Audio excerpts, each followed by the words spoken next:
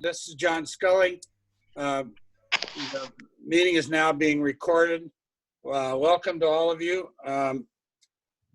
The target for today is to try to be finished with legislative and EPP activity, and then move, if we have to, anything else over into the morning session. And I'll start by asking everyone to introduce themselves. Again, this is John Scully. Brett DeBrucker, cattle. Ed Wellner, swine. Sue Brown, milk and egg. Nina Bacchus, cattle. Lila Taylor, cattle. Mike Honeycutt, Executive Officer. Okay, I will again ask, because it could be a longer meeting, I'll ask again at the end of the meeting. Is there anybody from the public who would like to make a comment at the outset concerning non-agenda items?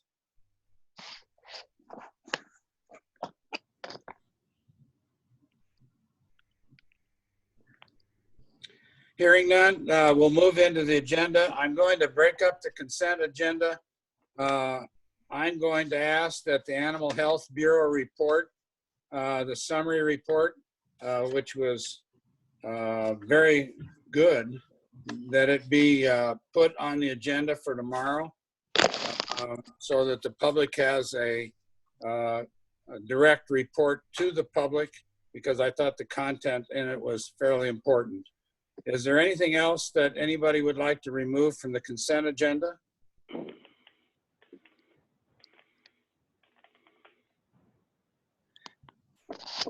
Anyone want to remove anything? If not, is there a motion to approve the agenda, consent agenda with the exception of the Animal Health Bureau summary report? Mr. Chairman, Yes. are we going to have discussion later about the custom exempt under meat and poultry? I believe so. Are we not, Mike? Okay.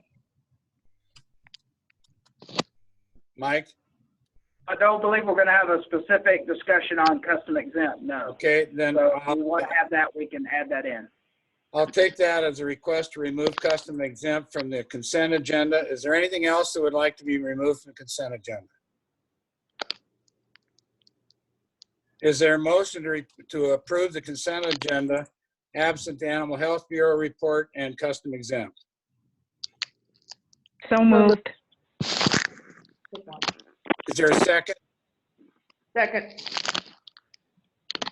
Any further discussion? Those in favor signify by saying aye. Aye. Those opposed? Hearing none, we'll move on to the next agenda item under old business. I believe that's under the orange tab 2. First item there is, well, let me back up. Would you like to discuss the consent custom exempt now or later, Nina? I don't care. Well, But it's up either to way. you. It's up to you. Well, I have a question about that as far as that we're even discussing it without discussing the people in the industry who will be affected. And if we're going to roll them into more inspection, does that have an economic effect on them? And if we are inspecting them more, what does that do to the scheduling that we have for our own inspectors at this point? So that's several questions all in one. Okay, so in order for them to prepare to respond to your questions, let's put that on the agenda for tomorrow. Okay. Okay, COVID-19 Department of Livestock Response and Continuity update. Yes, this is Mike. I just wanted to give an update on some items that have been going on in relationship to what's been going on in the rest of the world, or updates since the last meeting that we had. Obviously, there's been a lot of information out there about meat packing plants, a lot of information out there about cattle and livestock marketing, euthanasia, those types of things. At present, we're not seeing a huge amount of that in Montana, although we have put together preparation for any of those things that we may need to do. Also, one of the things that we did ask for was in direct result to a couple of situations we were dealing with, is we did ask FSIS for some flexibility on how we handle product that was going to food banks. However, that was denied, so we didn't move forward with any of those plans. You also have probably seen that there's a number of federal acts that have come out here in the last couple of weeks from our congressional delegation and others across the country, trying to deal with some of the impacts that have shown themselves during the COVID-19 response. Some of those acts are actually giving the possibility that custom exempts would be able to do retail processing. There's other acts out there that would allow state programs like ours to have their product shipped into interstate commerce. And there's acts out there regarding direction of how cattle are bought in the market, futures versus spot market. So just a number of things that are happening that we're monitoring and keeping an eye on, because a number of those, if there were positive actions on those and we see, would have impacts on the department and how we have to behave. There was a food safety inspection service call that took place not long ago, that where they actually told all the state officials that deal with FSIS where their stance was on the number of requests that they've received from states around the country, and that was that they did not foresee allowing any change in operations. States around the country have asked for a number of different things, particularly in the Midwest, that at this time they don't want to accommodate because they think that they would be a challenge for food safety. So that's what's been going on a lot in that meat and marketing area, and a lot that could have impact on us, not that we're necessarily directing any of that activity. The other thing I would address is that we did speak, or I spoke to the Economic Affairs Interim Committee briefly since our last meeting in regard to COVID-19 and impacts that we were seeing on our department. And a big part of that issue was about product going to food banks and local ability to sell products locally. That's what a lot of what the Economic Affairs Committee was interested in and asked questions about. As far as business continuity for the department, we're still in the same status that we've been for the last several weeks.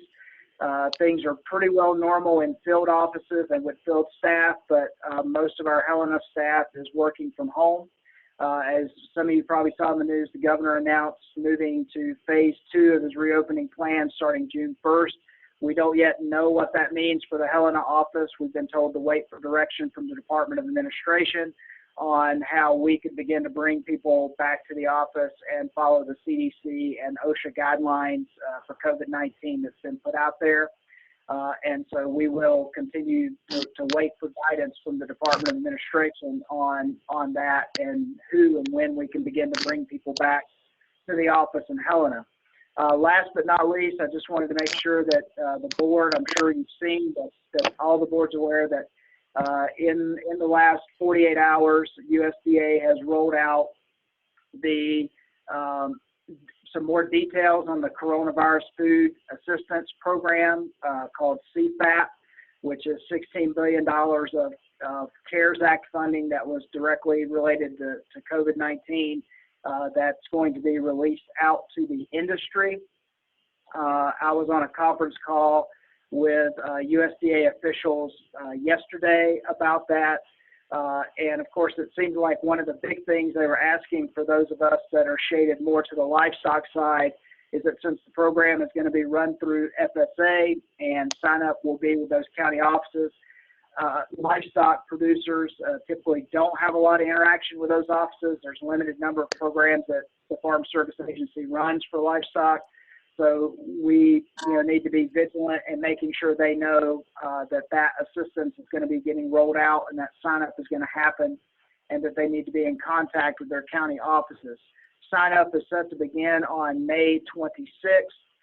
Eligible livestock are pigs and hogs, beef cattle, sheep less than 2 years of age that are included within the program. And then there's also a dairy program as well for dairy product losses.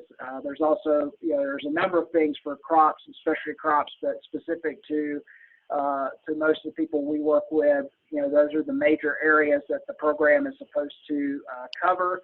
The payments are supposed to go to people who actually have price risk, who are owners of livestock.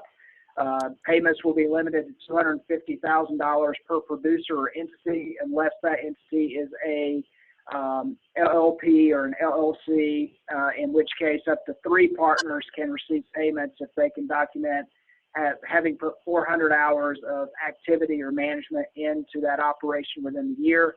So that would make, for those types of operations, the maximum amount of funding that they could receive through the program is $750,000.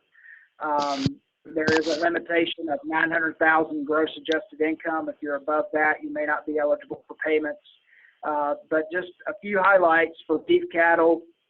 They'll be looking at making a payment for livestock sold between January 15th and April 15th. And there is at the farmers.gov website, there is a chart that shows what they'll pay for those livestock to offset those market losses. And then there is also a second payment for beef cattle that'll be based on your inventory on hand between April 15th and May 15th. And that'll be multiplied by another payment rate. And the payment rates are different for different classes. So that's what's going on for beef cattle. There's similar things for swine as well. And I'm sorry, I should have mentioned poultry, I think is covered under this program to deal with market losses. On the dairy side, it's going to be based on production in the first quarter of the year. So the documented production in first quarter of the year will be eligible for, in 2 rounds of payments, a total of a little over $6 per hundredweight. So what we've been asked, and I've had some conversations with our state farm service agency office, is to be a partner in helping make sure livestock producers know that program is there, that assistance is coming, and that sign up should begin in their county offices on May 26th. And that concludes my COVID-19 continuity report, unless there are questions. Mike, would you say again where people can find out this information? Yes, producers should be reaching out to their county farm service agency offices. That's who they'll work with, and that's who will have the forms and will be doing the program sign up. Okay, the Department of Livestock is not handling the program, correct? Correct. That's a federal program run by the USDA Farm Service Agency. Are there other questions of Mike concerning his report? Mr. Chairman, this Yes. is Nina. This is Nina. Is there any possibility of having payments connected to per capita listings as well? Mr. Chairman, Ms. Bacchus, that is, I don't know if that's possible or not. I do know the Farm Service Agency has asked for per capita payment information in links to other programs that they conduct, the Lost Forage Program and the Livestock Indemnity Program, which producers in the state have used during periods of drought or during extreme weather here in the last few years. I did not ask the question, and I should ask the question, if they will be doing some sort of validation that you're a livestock owner through this program, and whether or not they will be using our per capita rules as they have in the past, potentially as a piece of evidence that they use to validate that. Please ask the question. Yes, ma'am. Other questions of Mike on his report on COVID update? Mr. Chairman, this is Sue Brown. I was looking at that this morning, actually, and the dairy, it looks like any value-added stuff isn't covered by this. Is that correct? As far as you know? Mr. Chair, Ms. Brown, as far as I know, that is correct. What information I saw was dealing with fluid milk production and deliveries, but I haven't had a chance to go into it much deeper than what I saw on farmers.gov real quick yesterday afternoon. So the best plan would be just to call FSA and find out. Right. Okay. Thank you. Hey, John, Brett Yes, DeBrucker Brett. here. Can you hear me? Yes. All I would say, and I've only had time to skim this program, the rules that came out, Mike did a good job touching on them. There's no doubt there's a number of holes in the program. However, it's my opinion that the sooner the FSA office, USDA, can get this money in a producer's hands, the better off that we're all going to be as an industry. And so I don't mind Mike posing the question about per capita, but I'd really rather not do anything or try to put anything in place that might slow down the transfer of funds from the FSA into producers' hands. Because there's no question that the feedlots need this money right away if they're going to stay in compliance with their banks. And there's no question in my mind today, unless something changes drastically, that producers are going to be needing this money come fall. But this money, I want to be careful here that we don't interpret the document wrong. Mike made a comment that this only pertains to a time frame that would not include the fall. I agree with that. You're correct. Okay. But what I'm saying is, I mean, it's great information. Board Livestock needs, and the Department of Livestock need to do their part in helping producers become aware of the program and where they need to apply for this program. But what I want to be careful of is that we're not making any efforts to slow down the transfer of funds or to inhibit the amount of funds that producers may receive, because it looks to me like whatever money the FSA can get into producers' hands and in feedlots' hands in this state is going to be good for our industry, for the cattle industry and the hog industry and the chicken industry, etc. So, and dairy, even though there's holes in the program, what I'm saying is, as a department, we want to be careful what questions we're asking, because we don't want to be slowing these funds down. Got it. I just want to make sure we don't publicly misstate whatever the program is. Okay, and I would assume what you're saying is that per capita, you don't want any per capita questions to interfere with the distribution, right? Yeah, what I'm saying is if the FSA wants per capita information, supply it. If they want other information, there's no reason for us to ask the question. Let FSA handle it. And if we can be there to assist, great. But we're not going to do anything to inhibit, I hope. Exactly. Anything else on the report of Mike's or that last subject? Okay, let's move into MVDL building potential. Item number 1 is CWD prion biowaste within the MVDL during testing. And I believe that Dr. Judah was going to provide for us his format. I think he has done that. Yes, this is Greg Judah, Director of the MVDL, Mr. Chairman, members of the board.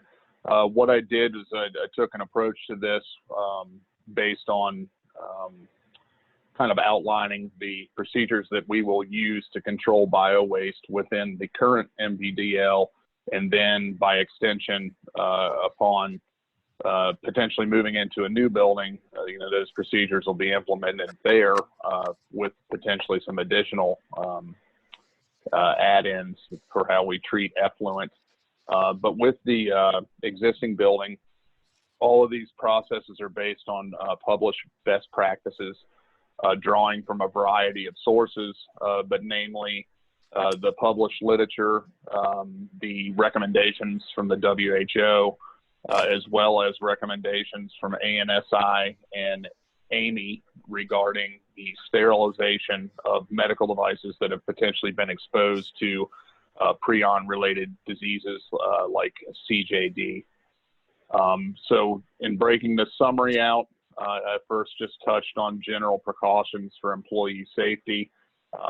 Just for your information, prions are listed as BSL 2 agents in the BMBL 5th edition. So we would use standard procedures that you would typically implement for BSL 2 type containment.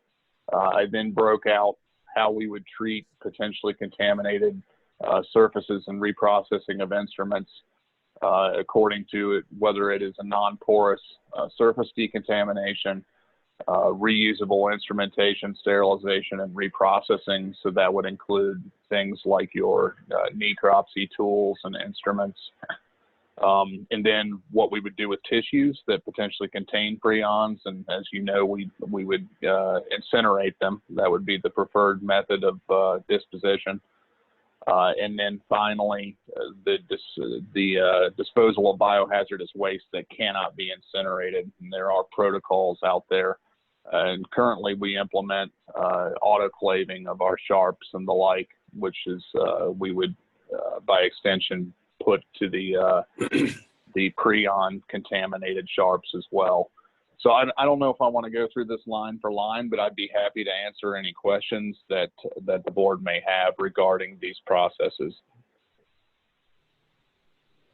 Questions or comments from the board? Mr. Chairman, Nina? I'd like to say thank you very much. I think this is very helpful. I think it gives us a pretty good idea of how prions should be dealt with. It does bear the question of, in our custom slaughtering facilities, at this point, we don't even address the fact that there may be prions show up there. And I'm wondering if we need to have a protocol for our slaughter facilities as well, since we have a very extensive protocol here at the lab. I think that's a very good point to consider. The one thing that I found interesting in doing this research was, and I got an assist from actually Donna's son who worked at Rocky Mountain Laboratories, but I was able to look at their SOP for how they handle studying of human prion diseases and what they do in the lab. And they actually published the paper that is listed by Williams. It was published late last year, but what they did was a study of inactivation of CWD prions using bleach, and their recommendation was a 5-minute exposure to 40% bleach, which is something that could certainly be implemented as best practices within our slaughter plants, as it's readily available and it doesn't require an extended amount of time. So that's something that you may wish to consider. Thank you. Other questions of Dr. Judah? Well, let me raise a couple. I've tried to read, because of the local Board of Health activity and our local veterinarian here, who's chair of it, and a pathologist veterinarian from Atlanta, all the CWD stuff I could get my hands on. So one of the things that I wanted to ask, are we testing now? Mr. Chairman, we are currently not testing right now. We have the last thing we needed in order to get up and running, other than the training involved for the ELISA assay was to have a representative from Biorad, who's the manufacturer of the equipment that we purchased on our NALM grant. They have not been able to come out and schedule that install and training yet due to the COVID situation. And this particular individual is located in Georgia. So I think they have some pretty strict restrictions right now on out-of-state travel and the like. But I am hoping to get an update from him sometime soon. And hopefully our goal is to have that done this summer. But we are still in limbo as to a firm date on that. Okay, and one of the things I would ask you to do is that in your documentation of the 5 bullet points you laid out, or any others that you do in the major categories, is identify for the record the source studies. You've got some footnotes in here, but the way you talked, it didn't sound like they were all the information you used, and I know there are others out there. I just want to make sure that the protocols that we're using are matching up. And that leads me to bullet number 1 under the Animal Health Report of the Board of Livestock, that Dr. Szymanski attended the USDA Virtual CWD Summit for everybody. And there was a notation that says, and develop consensus on actions needed to combat the transmission and spread of CWD. So I want to make sure that what documentation and studies that she got are included, I assume, in everything you've already done. So and then I looked north to what George Edwards did, and he brought the fellow down from Alberta, and I've read his materials. I think they're somewhat shallow, but I'm a layman, so how the hell do I know? But, and I've read the documentation concerning instrumentation, sterilization, and even the notion of whether or not there's filter enough that when you burn or dispose, whether that works in the incinerator. But all I'm asking is that you tie everything to all of the documentation that's out there, that resource-wise, the footnotes that you have are consistent with the information on an ongoing basis that, for example, Dr. Szymanski paragraph speaks to. And I get the impression from the content here that there's more to your activity that's influencing you than just the 5 footnotes on the back page. Mr. Chairman, you're exactly right. There is redundant sources that you can draw from. What the ones that I used here were the ones that I currently have at my disposal and on my desk in front of me. But there certainly are other, I could cite more literature than the 5, footnotes that are referenced here, and that's certainly doable.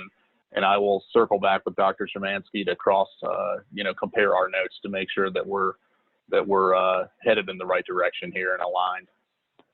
Well, and I noticed that in instrument, for example, one of the articles I read talked about the inability to sterilize, I'll use that term, and I don't know if it's the right one, instruments, et cetera, and how to go about it. And they were talking about making sure they were immersed in water, et cetera. I'm a little concerned about the some of the comments made during last session of the legislature and the waste issues dealing with water and sewer and burning. And so I just want to make sure that you're protected and the department's protected and the people are protected relative to the best science we have and the reason why we chose to operate the way we do. And I think I'll shut up because I think you got it. And if there's anything else on that, let me know. Now, the next issue I want to raise, though, is a stickier wicket. and CWD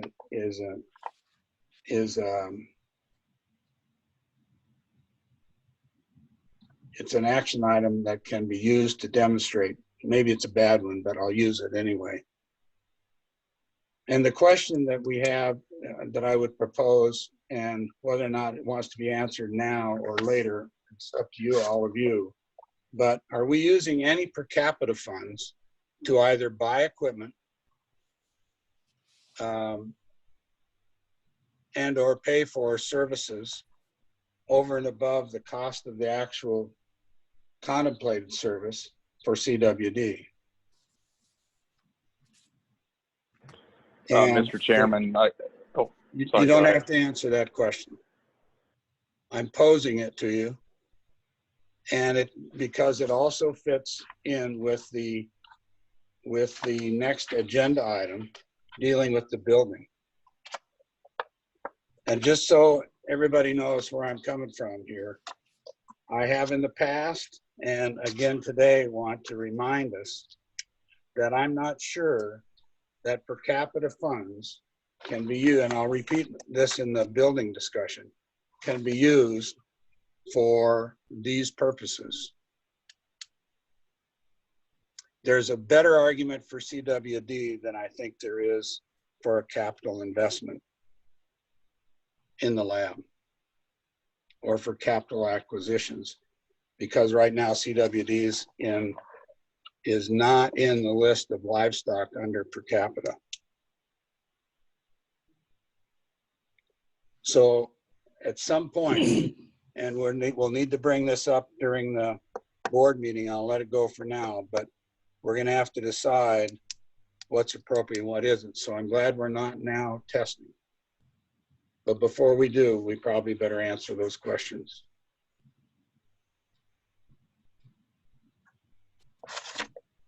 Mr. Chairman, Yes.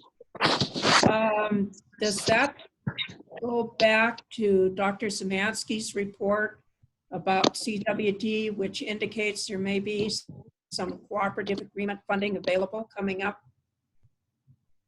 Well, my guess is that, and it's a pure guess for the moment, but my guess is that Dr. Judah and Dr. Zalewski and others are looking for any federal funding, cooperative funding they can get to implement this activity. And I didn't, and so yes, it probably would go back to that. Thank you.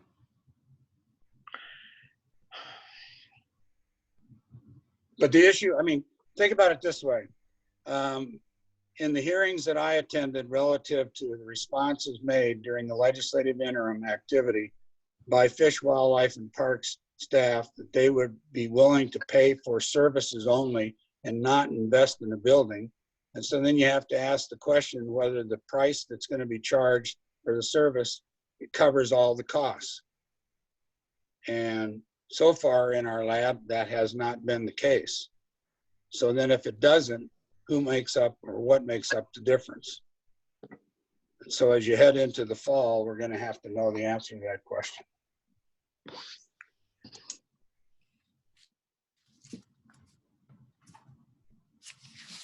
Okay, anything else on CWD? Okay, legislative committee activity and expectations. Mr. Chairman, this is Mike Honeycutt. I'm going to address that part of the agenda, and it should be relatively short. Obviously, there has not been a meeting of the House Bill 586 Lab Study Committee that came out of the 2019 session. There was no report from that committee during the most recent Economic Affairs Interim Committee, which is one of the interim committees that supplied members to that committee to work through the interim.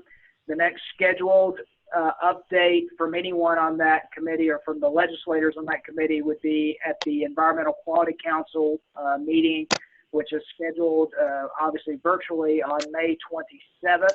I believe that there is a placeholder on that agenda for an update regarding that committee's work and the combined lab complex concept, and so we will be monitoring that and paying attention to see what those legislators are sharing at that time about where they see this work going. As all of you know, they do have an obligation about what they passed during the last session to provide some sort of report this fall. And right now, I'm not sure where they are in moving towards getting to that final report, or any actions that they would suggest, legislative or otherwise, that should take place.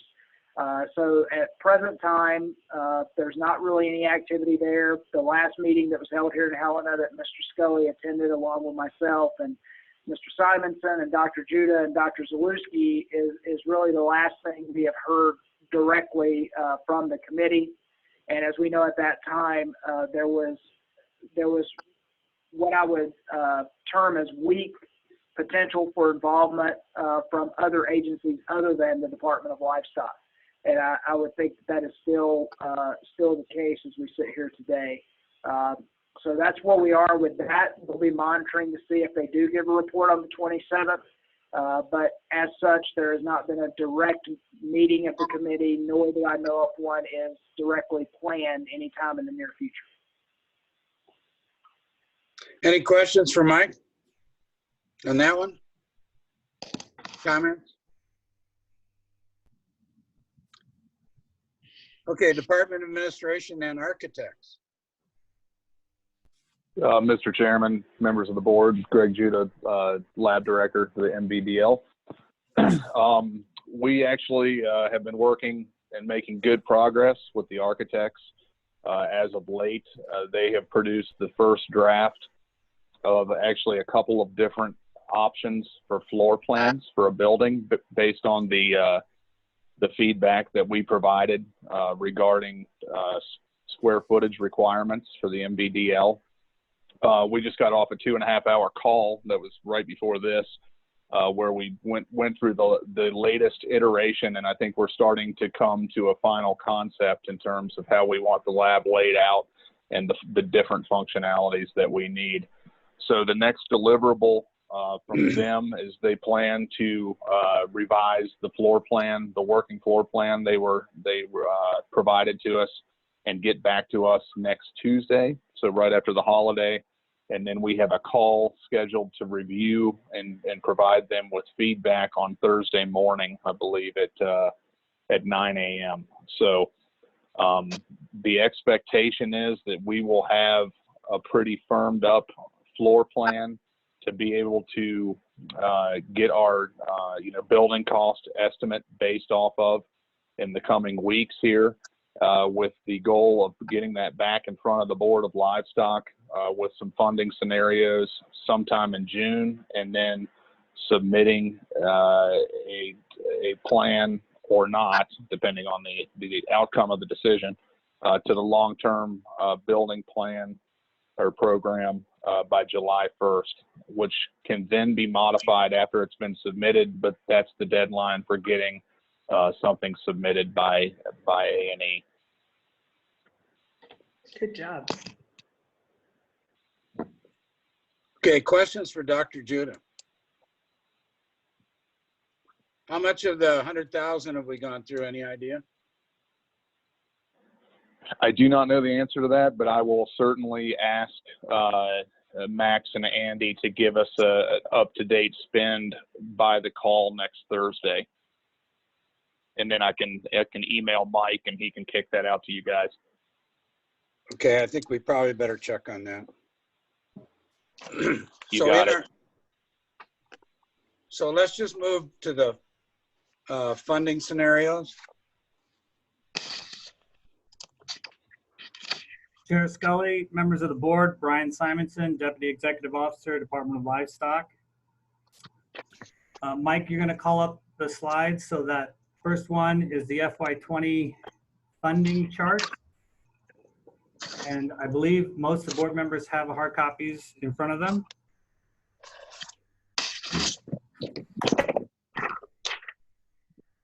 Okay, Chair Scully asked last month at the last board meeting for more information on per capita fee usage in the department. The next few handouts, and especially this one, attempt to show that. And then I'm going to take what the lab personnel and designers have put together and use that translated into what we have, what I'm projecting for MVDL funding scenarios and options. Okay, so on this slide, my first slide, you can see in the top right corner, MDL fund types are broken out for the whole department. If we're focusing on per capita fee in the gold there, you can see that that's 32% of our total funding comes from per capita fee, or just under $5 million. If you move over to the right, that $5 million is broken out into 1, 2, 3, 4, 5 different chunks. CSD being the biggest chunk at 37%, brands at 22%, which represents about a quarter of total brand expenditures. Animal health gets a 16%. The lab gets another 16%, and then predator control gets a $425,000 or 9% of per capita fee revenue. The lab funding pie chart below that then further breaks out. Hold on just a second before we go. Any questions on those two charts?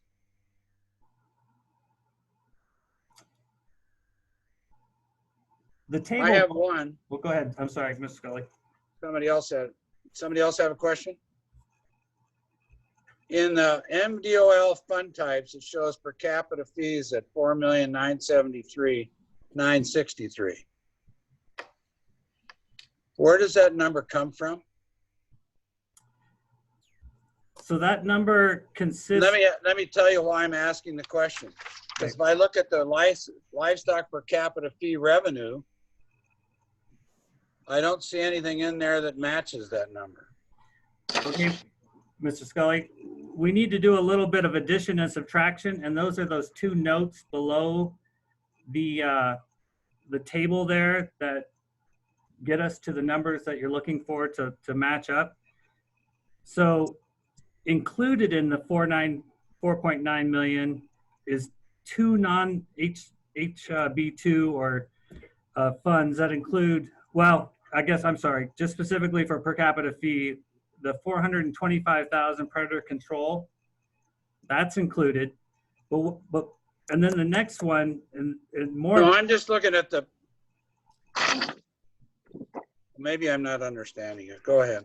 I won't interrupt you. No, John, if we look actually at the breakdown of funding that's coming in, we only have half the per capita in so far this year of what they budgeted for.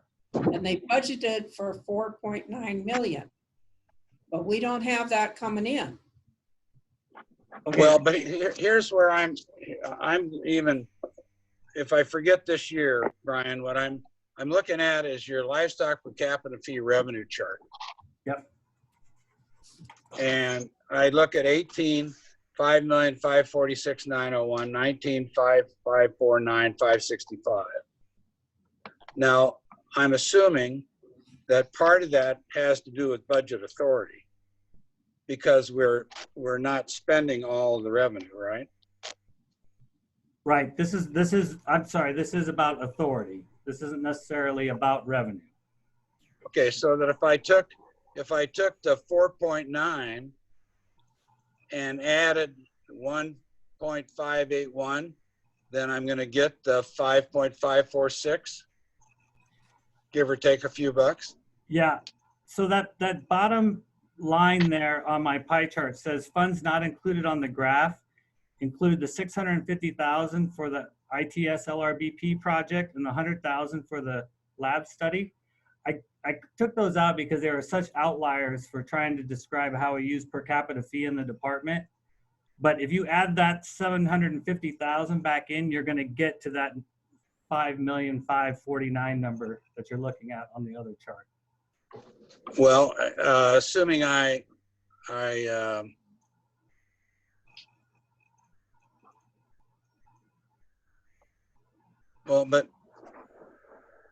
well, see, I was adding two different numbers. I guess I don't. So is it some of this money then per capita not in the expense number? Is that what you're saying? I'm looking at your two charts. Okay. Are I'm we, looking at the chart in my left hand is the livestock per capita fee revenue. And you net out in 2019, 4,152,810 with a net revenue of 1,396,000, which I assume goes into our cash reserve. All okay. right. Let's just, okay. Or do I add the 750? No. That number? No. Yeah. Do I add the 750 to that number and then I get 4,973,000?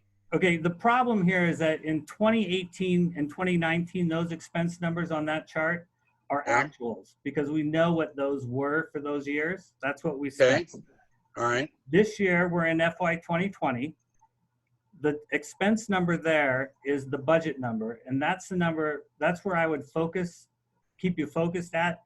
If you added on the other chart, on the pie chart, if you added the 4.9 million plus the 750,000 of the LRBP money, you end up with that budget expense number, give or take, that 5.7 million on the 2020 chart for expenses. The revenue number up above, those are what our budgeted projection revenue numbers are for each year and is held flat. I'm not really to that chart yet, but I'm trying to put the two together. Well, but I'm still not getting there, I guess. Okay. So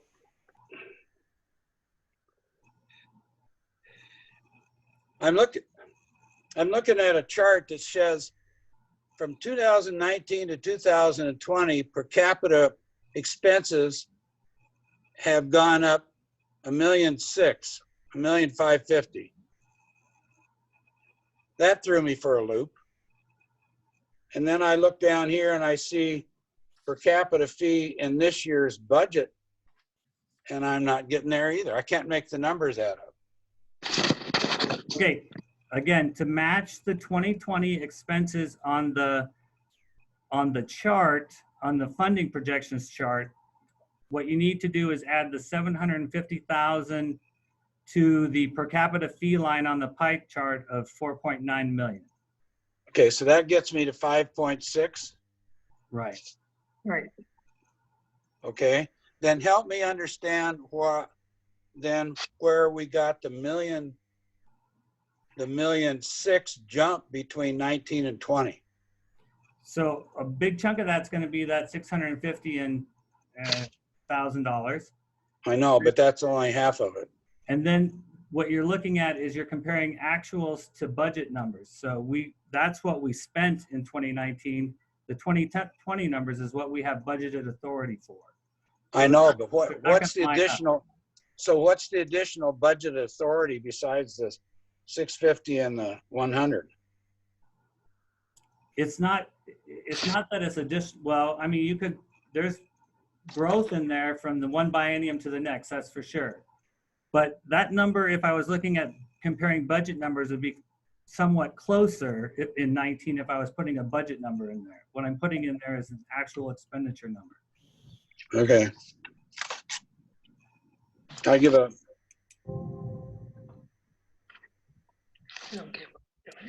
I'm still short 700,000 and I can't quite figure it out. And then 2021 expenses show a decline of 300,000. So 100 of that is the architect's fee probably. I don't know. It's not adding up to me, but go ahead. Okay, I just want to close out the pie chart just on the lab funding because I think it's pertinent to the discussion later. Right. To say that per capita fee and general fund make up both about a 30-30 or a total of 60% of lab funding, with lab fees making up 40%. And then there's a little bit left for null. So if you want to think about how the lab is funded as we go forward, those are the chunks of the pie that are per capita fee, general fund, and fees. So what percentage did we increase in per capita fee based upon the legislative audit? I don't have that answer. Maybe. Mike, do you know? I don't know off the top of my head, no, and I hadn't thought about it in context of this conversation. And so we'll probably have to get that answer for you. Okay. Maybe Evan knows. Okay. Other questions?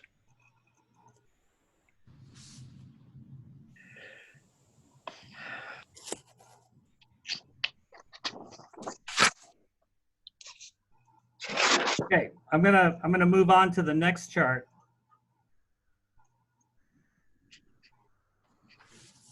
Okay, this is the MVDL funding projections handout. It starts at the top by addressing how much per capita fee the department is collecting and spending over the past few years, and projects future fund balances until FY26.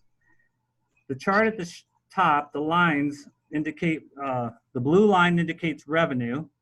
And the pertinent thing about that is to show that we're not increasing per capita fee since 2019, and I'm not projecting increases through 2026. So that line stays pretty flat. The next line is the expense line, and you can see that the legislative biennium from 19 to 20 increased our per capita fee expenses or authority quite a bit. But then when we get to 2022, the next biennium, we come off of those, $650,000 IT expenses primarily, and we're back down to, the table shows 4.792 million in authority for 2020, and then I just grow that percentage 2% a year to account for inflation or new projects or something in the department. Then the gold line shows it mostly if you focus from 2022 on, what it's trying to show there is how much revenue we have over expenses and are contributing to the reserve above our 35% safety net each year. So if you're out to 2026, when I'm pretty much going to say or predict that the lab will need funding or be funded, that gold number translates down to it's the table line that says reserve above safety net, and that gold number represents $6.88 million. I'd pause for questions on that top part. Mr. Chairman, Go ahead. Brian, we Yes. had a bit of a discussion last time, and I think we'll have more of a discussion this time about the drop in livestock numbers, which causes a drop in per capita revenue. How do you figure that into here? Actually, these are big blocks, Ms. Bacchus, and I'm not factoring that in. And I would say, I guess when we get to the discussion of per capita fee revenue collections, it's not looking that bad at this point. I mean, it's within a percentage point or two. So if it were to occur, I guess I would say we've got a 35% safety net built into per capita fees, and that if we needed to adjust based on what's happening out in the industry, that we would have time, years, to make that money up or down. That's how I think we would address it. But we have some pretty big expense items coming up that want to tap per capita fee. And I'll take the helicopter for one. And then of course, the lab, the construction of the lab's another one. And are we going to have the revenue in per capita to cover those expenses? So optimistically, that's what this chart is trying to show, is that if we don't, if we're not charging increases to per capita fee or increasing per capita fees, and our livestock numbers, they must stay the same, that we'll have, this chart is trying to show what we'll have available for funding for whatever it is we choose to do. So at the end of 2026, those two bottom right numbers that are bolded shows that we'll have 6.8 million for doing something at the end of 2025, and we'll have annual revenue of $512,000 approximately to contribute towards financing annually, and other things. If we want to fund helicopters and other things through the department and pay for inflationary adjustments going forward, and we decide to build a lab, we will have to increase per capita fee to pay for those things. I mean, you can have, this chart pretty much shows if we don't build a lab, we have lots of revenue to work with. If we do build a lab, we're going to need more. So the 6.8 million you're looking at here is derived from either an increase in livestock numbers or an increase in the per capita tax. No, it's derived from doing absolutely nothing as far as revenue is concerned. So that everything just stays as it is. For the past couple of years, it's been that way. But you're making an assumption on expenses, right? I'm Right. growing expenses 2%. Yes, sir. So 2% growth, okay. Yeah, but the problem with that one is that you go from 2020 number of 5.7 to 2022 and you're down to 4.7. And so somewhere I'm falling off the toboggan relative to the expense line, and you can look at it later. We'll deal with it later. But Well, I would attempt to address the drop to 2022. That does represent a drop in approximately $776,000 in one-time onlys from 21 to 22. So we funded a ton of one-time onlys in this biennium, and we're not projecting really to do that, I don't think, going into the future. So that's the IT work? The IT work, there's a bunch of vehicles in there, there's some lab equipment in there, there's personnel for re-record. Mr. Chairman, can I ask a question? This is Lila. sure, yeah, go ahead. If the money, I'm having a hard time with that. If in those projections, you don't have the 650 and the 100,000, how do we take it out of expenses if we didn't? I mean, I guess I'm having a little bit of a problem here with what you said on the pie chart page. Or am I just mixed up? We just said they're one time only. So Right. they get spent during this and they're not a part of the future budget. Correct.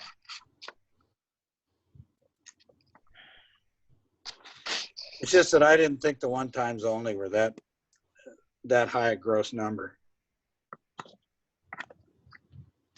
for 2020.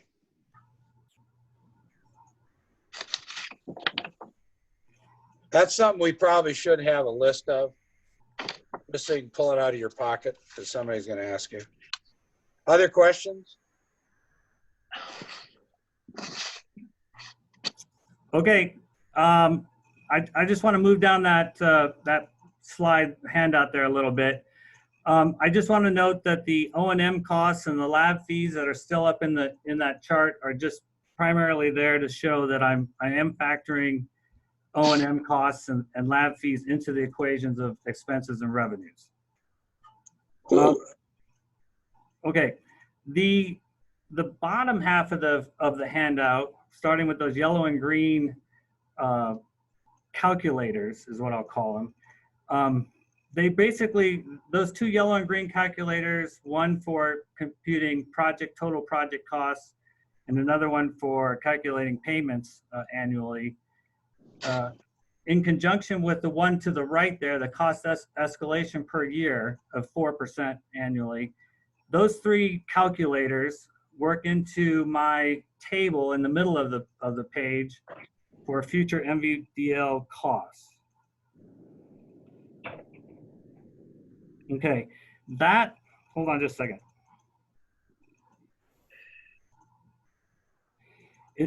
In that table, we'll find that I'm projecting that the new lab to be completed in June 2025 at a cost of $25,439,000. To fund 100% of the cost project in FY26, the annual payments would total at the bottom of that chart is that $1.26 million.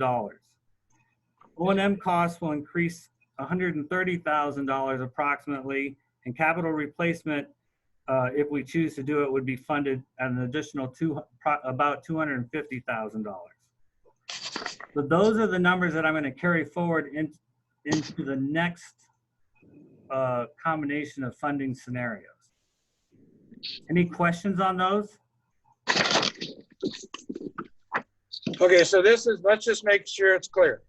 This is based upon your current discussions with Dr. Judah has had, based upon the square footage and the use of that square footage with the architects, drawings of which would be available the end of June, but the projected costs are based upon that information. Yeah. Is that correct? Yep, the upper yellow and gold calculator there, the construction costs come right off of those sheets from the architects. Okay, so then if you're looking at the building cost of or total construction costs, that's 2022. Correct. And how do you oh, I see what you did. So then So what are the associated costs? Yeah, The hold on. 4 million. Yep, I'm with you. In my earlier pie chart, Mr. Scully, that I handed out months ago, I listed those associated costs, and the architects do too. So they include consultant and management fees, loose furnishings, commissioning of the building, AV equipment, surveying, geotechnical analysis, permits, keying, and moving expenses, and amount to 25% of the total construction costs. Is there anything in there dealing with the incinerator? That would be in the equipment side. Which is where? Well, actually, I take that back. The incinerator is part of the construction cost. They've built that into their construction costs. Okay. It's big enough. Okay. Okay, so then, as you can see, like you say, that calculator calculates for June 22, which I then start off in fiscal year 23, which is the next month. And then I have to escalate that for that 4% escalation per year, and that gets us to the $25,000 number at the end. Is everybody with it? Because then he's going to carry that over to the financing scenarios. That's my next handout.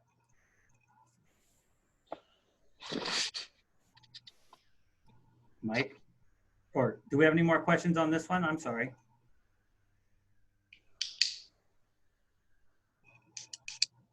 Questions? Okay, keep it rolling. Okay, this brings us to my last handout, the MVDL financing scenarios.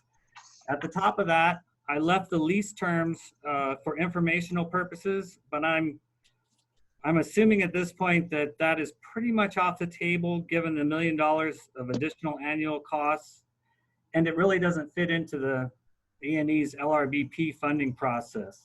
So it's going to be the next 4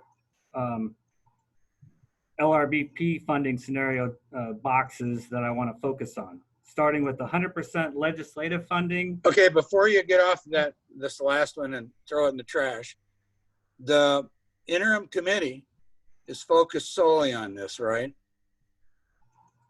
Well, they got that memo from Department of Administration trying to compare LRBP to the lease, and I don't think we've heard back from them, which So they have this data, the legislators do. they do. So under that scenario, on a lease basis, the cash outlay on an annual basis is $2.2 million. Right. Let me just add another 500,000 to that the Department of Administration did. They added another 500,000 for administrative costs and taxes, which I kind of say there in the italics. Say that again. So it'd be 2.7. 2.7 annually.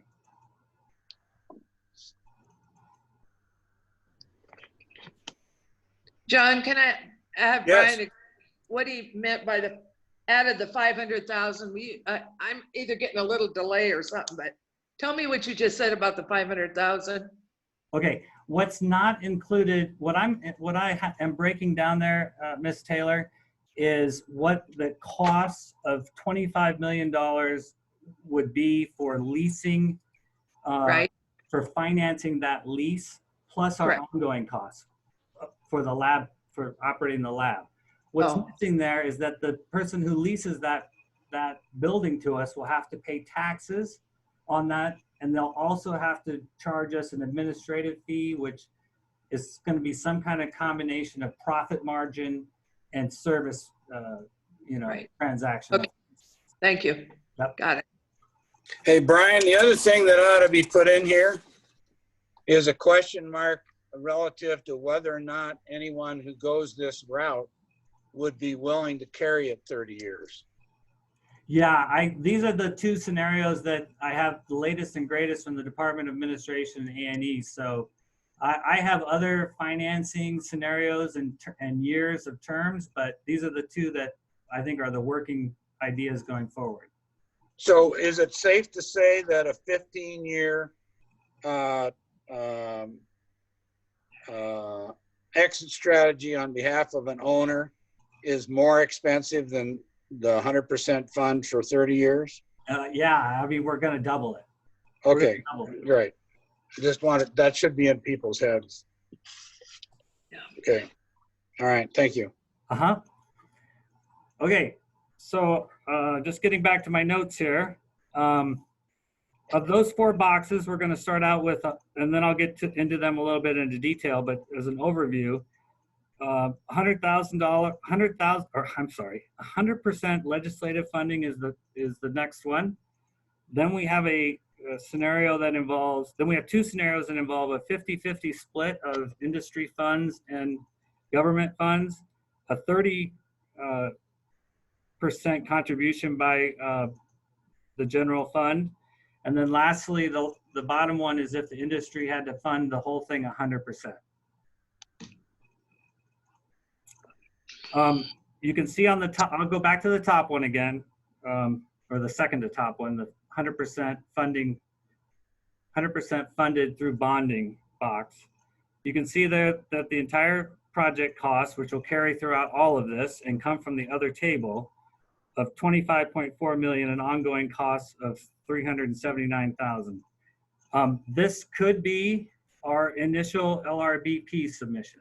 I mean, if we got to get something into the process, and we could propose this. You're going to see in the EPP requests, and you probably already looked at them, that the next box is what I've actually put in there as the compromise, I suppose. In the second box, Say that. Describe your boxes so that anybody listening understands what you're doing. okay. So the first box is 100% government LRBP funded. The second box is a split between the general fund and livestock owners per capita fee payers. On top of that, there's a little bit of revenue in there from fees that's going to contribute. The third box is just basically, instead of a 50% split, we're talking 30% general fund contribution. And then the bottom box is the government or LRBP is not putting any money towards it, and we're having to fund it completely by the industry per capita fee and lab fees.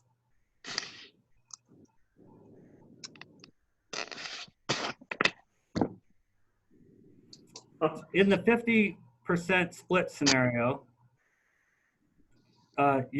we're going to be financing. Oh, I'm sorry. You can see that the department would be using per capita fee of 6.9 million as part of the down payment. 6.9, yep, million as part of the down payment, and another 5.8 million and finance. So 6.9 million down payment and 5.8 million is what we need to finance for a total financing payment of nearly 275,000 a year. On top of that, we'd have to add annual increases for O&M and repair and replacement, and that would bring us to a total there of $464,400.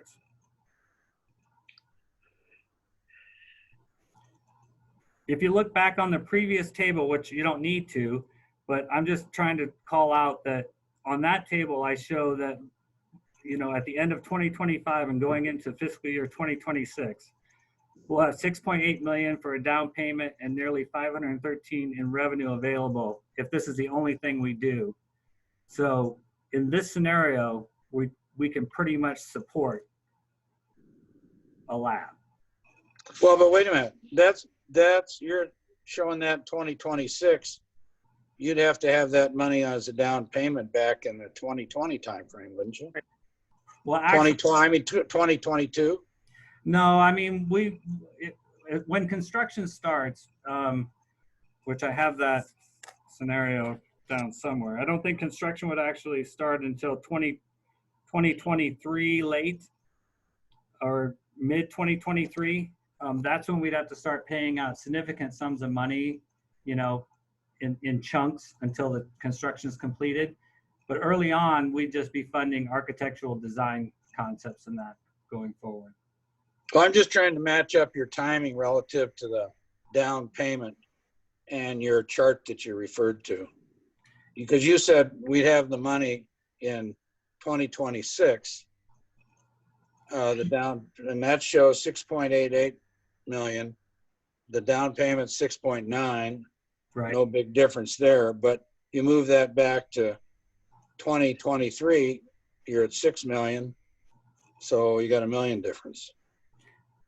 Yeah, that money will come out, like we'll be financing the whole what's the number I got there? 5.8. 5.8. Yeah, and we'll be paying this money down. Those, at the end, at 2026, when that project is complete, those numbers will total up.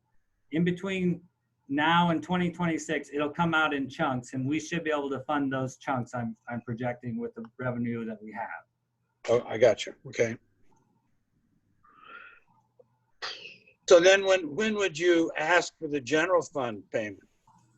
Well, the LRBP is going to ask for it all up front right now because we have to put into it what the total costs of the construction or project is going to be, what our O&M costs are, what our repair and replacement costs are, and then we have to then say how we're going to pay for it.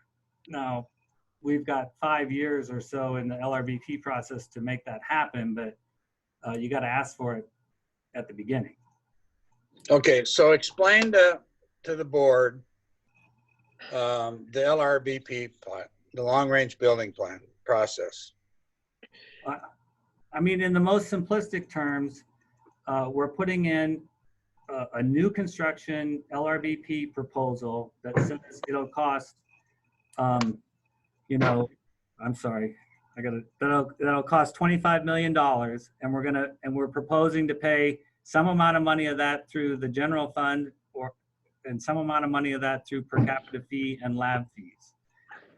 And it'll just have to be prioritized with A&E as to what they want to do,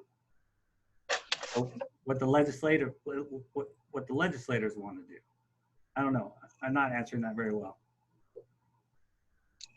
Well, typically, long-range building plans don't happen the year you make the request. Yeah, like I said, Historically. Yeah. And historically, long-range building planning process at least drags out a couple sessions. So it could put all these numbers in jeopardy. But you're talking about submitting this 50% proposal? That is what I have before the board, just Right. as my compromise. I mean, it's the board's decision on what that is. Right, I know, but I'm If trying to parrot what you're doing here. okay, I guess I would just add on the LRBP process. If 100% of it's going to be funded by the government, it probably never gets approved. But you're right; it would take, a decade to get through the process and be approved. Take Romney Hall, for example. If you're going to fund the whole thing on our own dime, it'll get approved. Well, I'm sure there'll be questions, but it could be approved. It could be expedited. Mr. Chairman, Yes. Brian, Mm-hmm. how do you figure in here if perchance we do not end up on university property? Yeah, and have to purchase property? I'm sure that the number would go up by whatever that real estate would entail. I'm no doubt about it. But the fact that we're moving, the building from where it currently is to a new location, it's adjacent, I think at this point on university property, a lot of those costs are pretty much the same for site development and that kind of thing. So you're really just talking about the difference in how much the real estate costs, because you'd have to do everything new again anyway. Okay, thank you. So the footnote is that those costs are not in this projection. No, we're definitely, the scenario here is that we're adjacent to the old lab. All right. Hey, John, Brett here. Yes, Brent. So just something I'm having a hard time understanding, and I'm sure it's just some rule I'm not aware of. But under that 50% bonding general split scenario, Yep. if we're going to get general fund to come up with half of it, or 12.7 million, why would we have to come up with $6.9 million in cash to put as a down payment? Well, it's a kind of a combination, Brett, of what we have available and then minimizing what annually we have going out as outlays into the, the next 30 years. So I'm trying to show what our resources are for paying down and how we support, the lab going forward as an ongoing concern. So I really need to get that number, that 274,000 number. I need that number to stay as small as possible. So what he's actually doing, Brett, is just trying to finance as little as possible. Okay, so there's not a rule.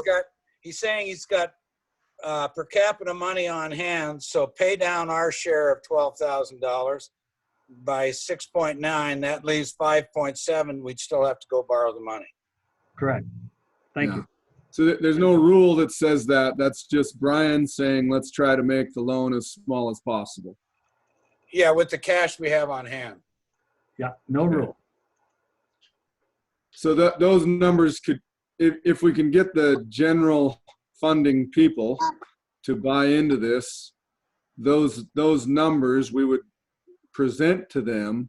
However, the actual cash down, actual financed, I assume could be changed subject to cash on hand needs at the time, that kind of thing. Yeah, when once we move past the legislative approval process and into the A&E building and funding process, all of that, is very changeable because we'll have gotten the authority to build the building. Now A&E and we'll work in conjunction to figure out how we get that done. Okay, and then it's a matter of making sure at that point in time how to get the process to pay for itself and how we service the debt, etc. But this is the presentation of, we believe, according to your previous projections from a page or two ago, that we should have just around 6.9 million in cash on hand that we could put as down payment money. Right. That's what I'm presenting. Okay, I understand now.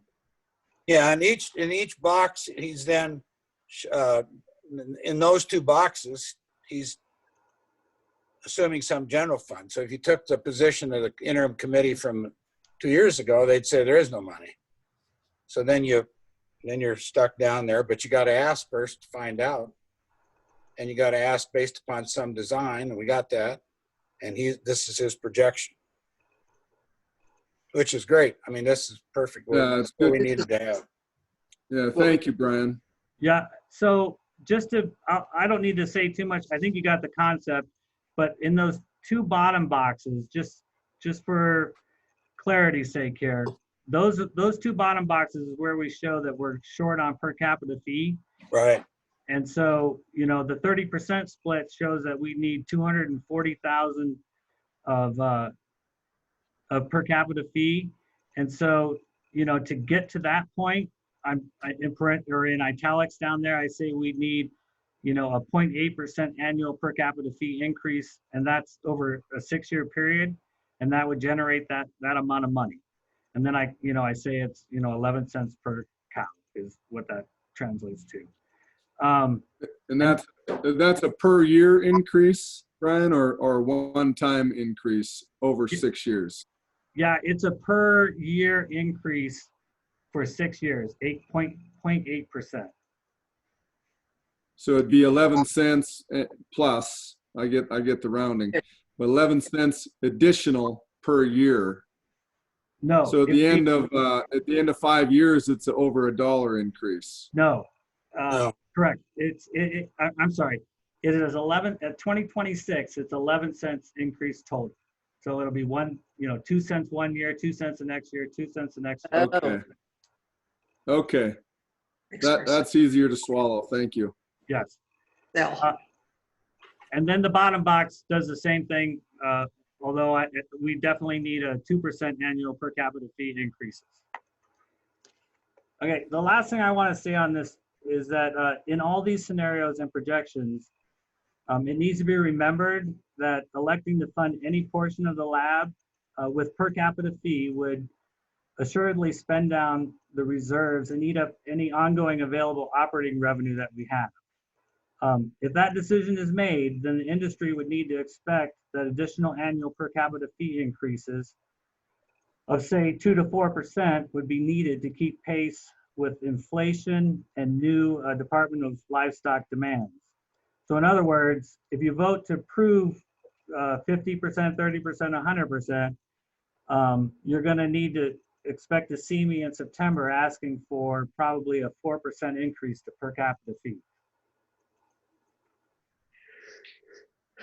You had me all the way through till you said 4%. I didn't understand where that came from. Right. So I think what I'm telling you is that if we're going to fund legislative pay increases, helicopters, and one-time only increases, we'd be looking at $200,000 probably. And if we decide to build a lab, we won't have that money, and we'll have to have per capita fee increases to pay for that. Okay, let me try, Brett, too. I got it. Let me say this something back to him, John, first. So I got it. But the 4%, are you implying that is a 4% one-time increase? It is. And it's utilized the rest of the time, or is it a 4% each time we can raise it? Okay, so it's one time, but I'll just say it this way. If every year we have $100,000 in payroll increases, that'll equate to a 2% per capita fee increase. I mean, just in general terms. I mean, the legislature has mandated a 1% payroll increase every year. And we've had excess revenues to not have to have any per capita fee increases. But if we obligate it all to the lab, we're going to need to pay for those expenses, plus, if we want to buy a helicopter or fund other things. Okay, let me make it I work. get it. What I'm trying to get in my head is Right. 4%. If you increase 4% this fall, so I have my per capita payment here in front of me somewhere. What, at 229 ahead, if I remember right? So 4%, 1.04 times 2.29 is 238. Okay, $2.38 ahead. Are you saying that then it's another 4% the next time you can increase? That's what I'm lost with. Or is that one time change from 229 to 238 the amount you're talking it would take to fund all that you've discussed? Okay. Let me try it. Okay. You enact the per capita increase in the fall. You enact that Right. for 4%, and it carries on until it's reduced someday. Exactly. Okay. Yes. And that does not include the 2% or the 0.8% per capita fund increase necessary for the building. Right? He's saying that 4% is going to cover the cost of doing business going forward because we're spending all our safety net on the building. I understand that. And what he doesn't say is that he doesn't say, and when we get done with that, we won't have a safety net. Well, I'm always keeping the 35% safety net. We're not spending that down. Yes. So Well, you're spending it on your down payment, aren't you? no, the actual ending balance there in the reserves is something like 8.6 million. I'm holding back 1.8 million for our safety net. Okay, so you will always have the safety net, but to Brett's question, you enact, if we were to pass this now, you're saying you're going to come to us for a 4% increase, even though we don't know what the legislature is going to do with this. Yeah,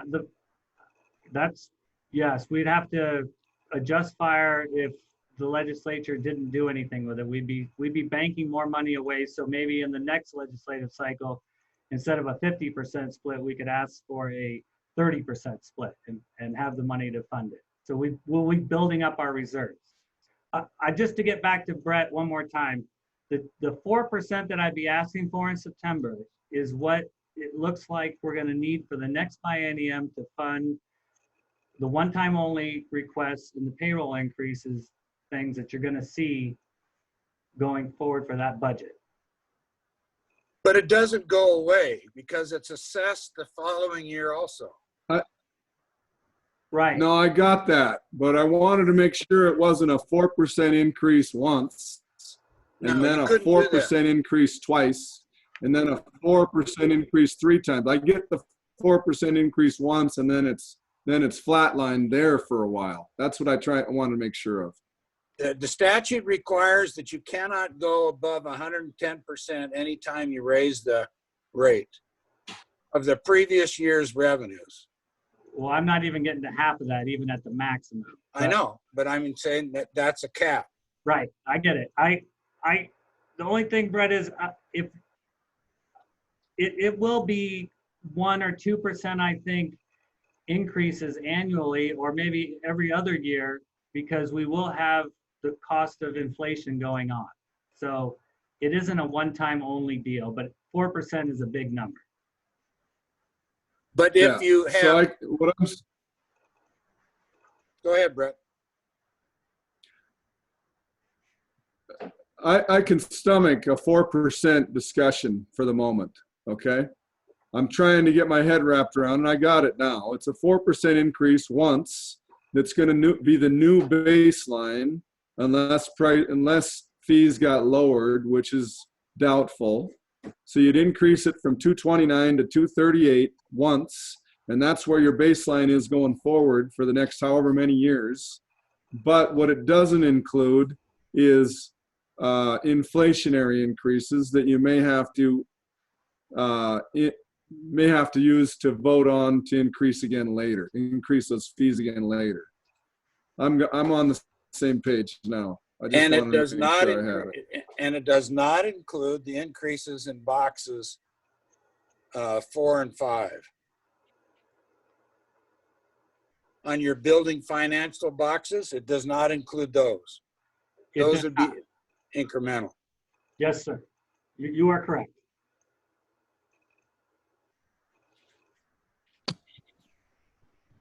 And the bad part is the timing issue, right? Well, you can't, yeah, predicting what the legislators are going to do. I mean, we have to have a plan and how we plan to pay for it now. But that in no way says when it'll actually transpire or happen. We can't do anything about that. Let me back up. There's one other thing, okay? When we started this discussion and 4% increase in per capita fee got thrown out, I thought I heard that we were talking about this scenario at the bottom of the page called 100% industry funded through bonding. Did I miss something? No, Yep. We're actually talking about the EPP request of the 50% general fund bond split. So, okay, I missed something then. So you're saying the box number 3 scenario bonding 50% general fund split. Are you saying we're going to need a 4% increase if we voted on this today? We assume the legislature was going to go for it, making those assumptions. Are you telling me that we would have to increase per capita this fall 4% to do bonding 50% general fund split? I'm going to say yes, but let me put a caveat on that and say what the 4% is actually paying for are the EPP and pay increases and inflationary adjustments that are going to go forward. It's not paying for that 4% is not contributing to the 50% general funding split. We already have that money. You have so if we don't do anything this fall, we won't have to increase. It appears as though we won't have to increase per capita.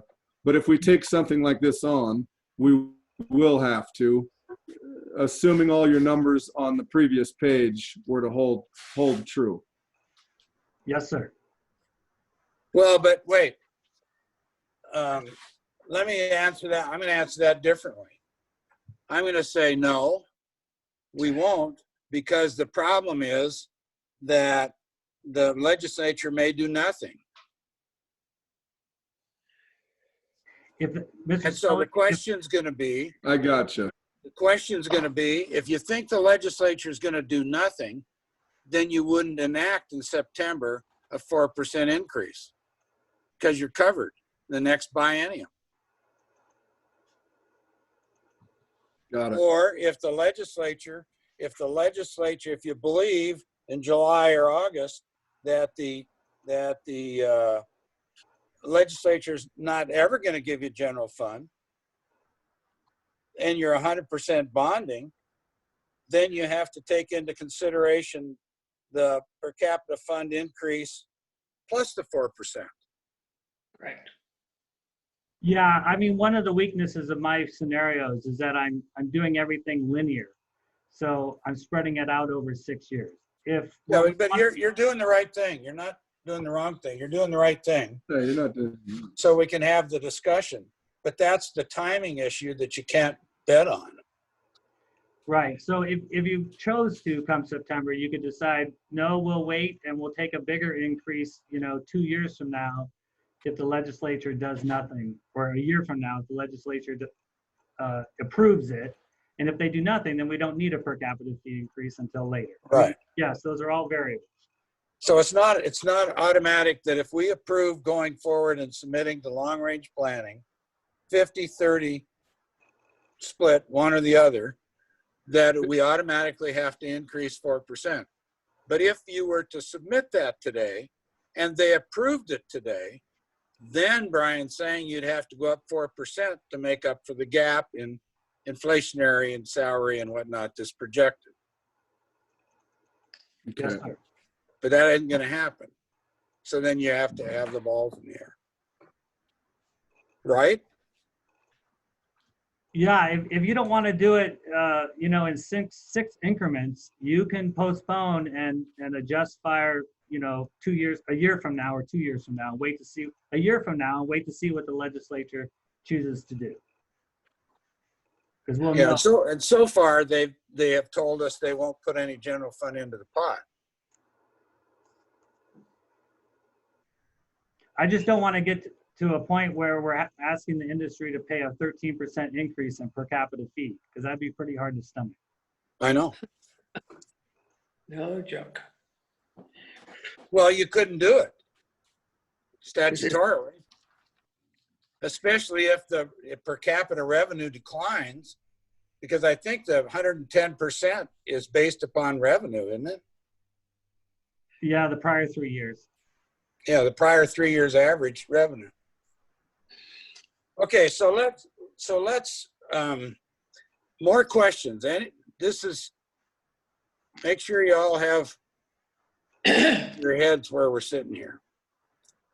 So let me while you're, I have a question. get in there.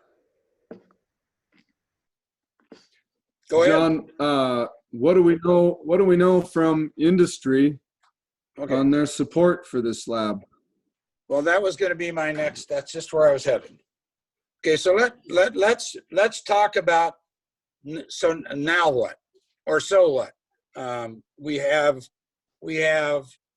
in our hands some funding scenarios that are based upon the new design that has been reduced in square footage, verified with architects, pictures of which will be ready in June. And so there are a couple of roadblocks that you need to look at, or hurdles, I better say. One, the issue I raised, can you use per capita funding for a capital acquisition of a building? I am personally not convinced that you can. And others can read it and say, oh, phooey, absolutely we can. The way I read the statute, and the statute number is 1524-921. It talks about salaries and expenses connected with enforcement of livestock laws and bounties. I don't think the legislative intent was designed in such a way for building a building. On the other hand, how the hell do I know?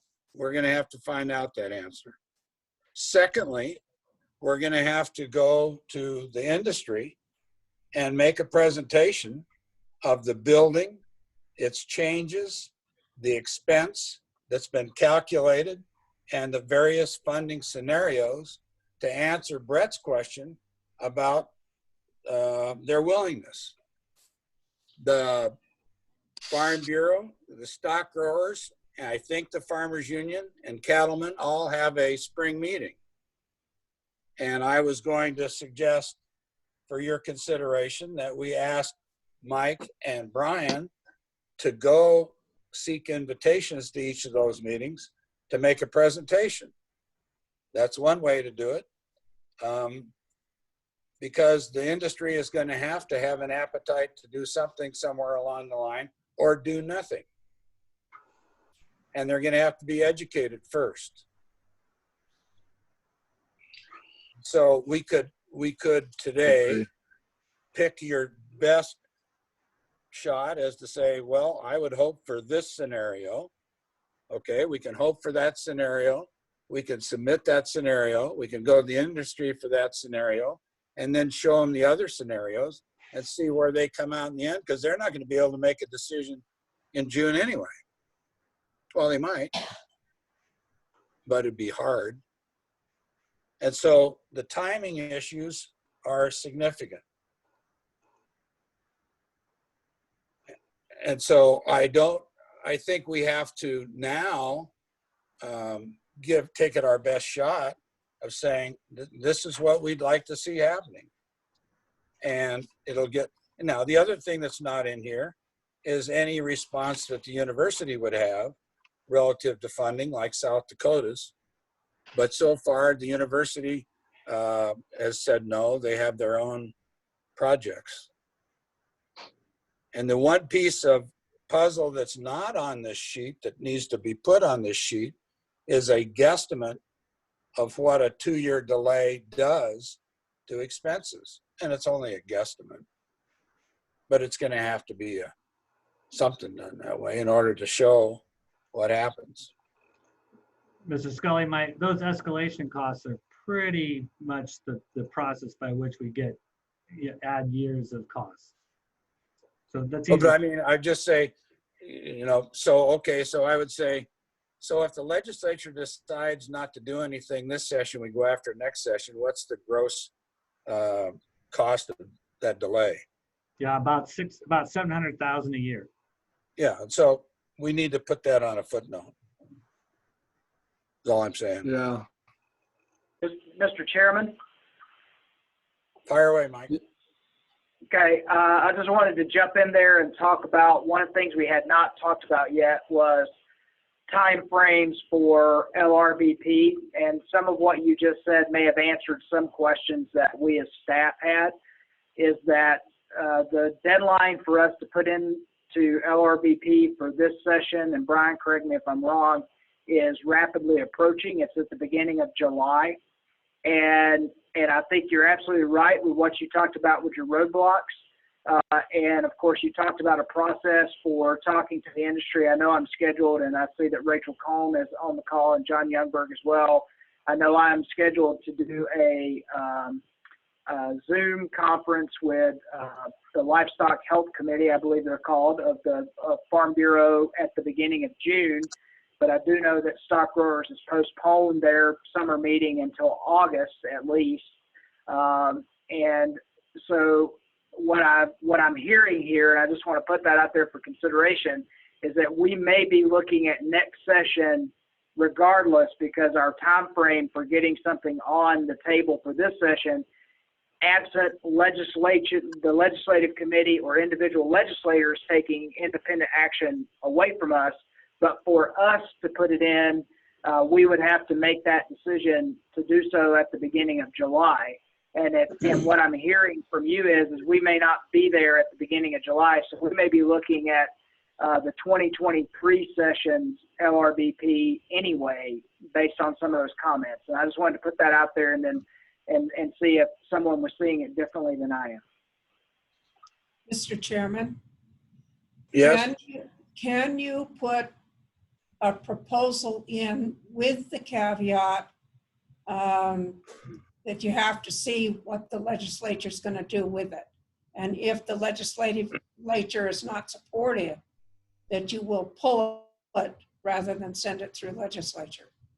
Well, let me respond to Mike's comments, because I think we're on the same page here, but the steps may be different. We have to find out legally whether we believe the per capita funding can be used for construction of a building, and answer that question. Because somebody, somewhere, you got to remember that the Board of Livestock in 15 or 20 years ago thought about doing away with the lab. And those people are still there. There's someone who will challenge that. So we have to get our ducks in a row on that. Second thing we have to get our ducks in a row in is meeting with the industry. And so we can offer and request a meeting with the boards of the industries, even though they don't have their annual meeting, to make the presentation. And they can accept it, reject it, or send it to September. If they send it to September, then our ability to submit something in long-range planning is sort of foolish, in my book, because we don't have any industry support to do anything. And I don't think we should be submitting anything to long-range planning without the industry support and without the legal background of being able to use per capita funding for a building. Mr. Chairman? So, from my standpoint, I would solicit an opportunity for Mike and Brian to be in front of the boards of those 4 institutions. And the reason I include Farmers Union, which have not participated before, was that I know an economic, Mr. Schweitzer has been after the 16 million, et cetera, and trying to be more active, but to reach out to the industry so they know what we got. And I think it'll take them some time to be able to assimilate that information, even if they had their meetings in June. So that may, to Mike's point, say that we're going to have to wait regardless. Or just take the chance and go on with it and see what happens. Mr. Chair, this is Brian. What do we do if we do not have industry support? Do we just forget the whole thing? Well, let me back up. If you give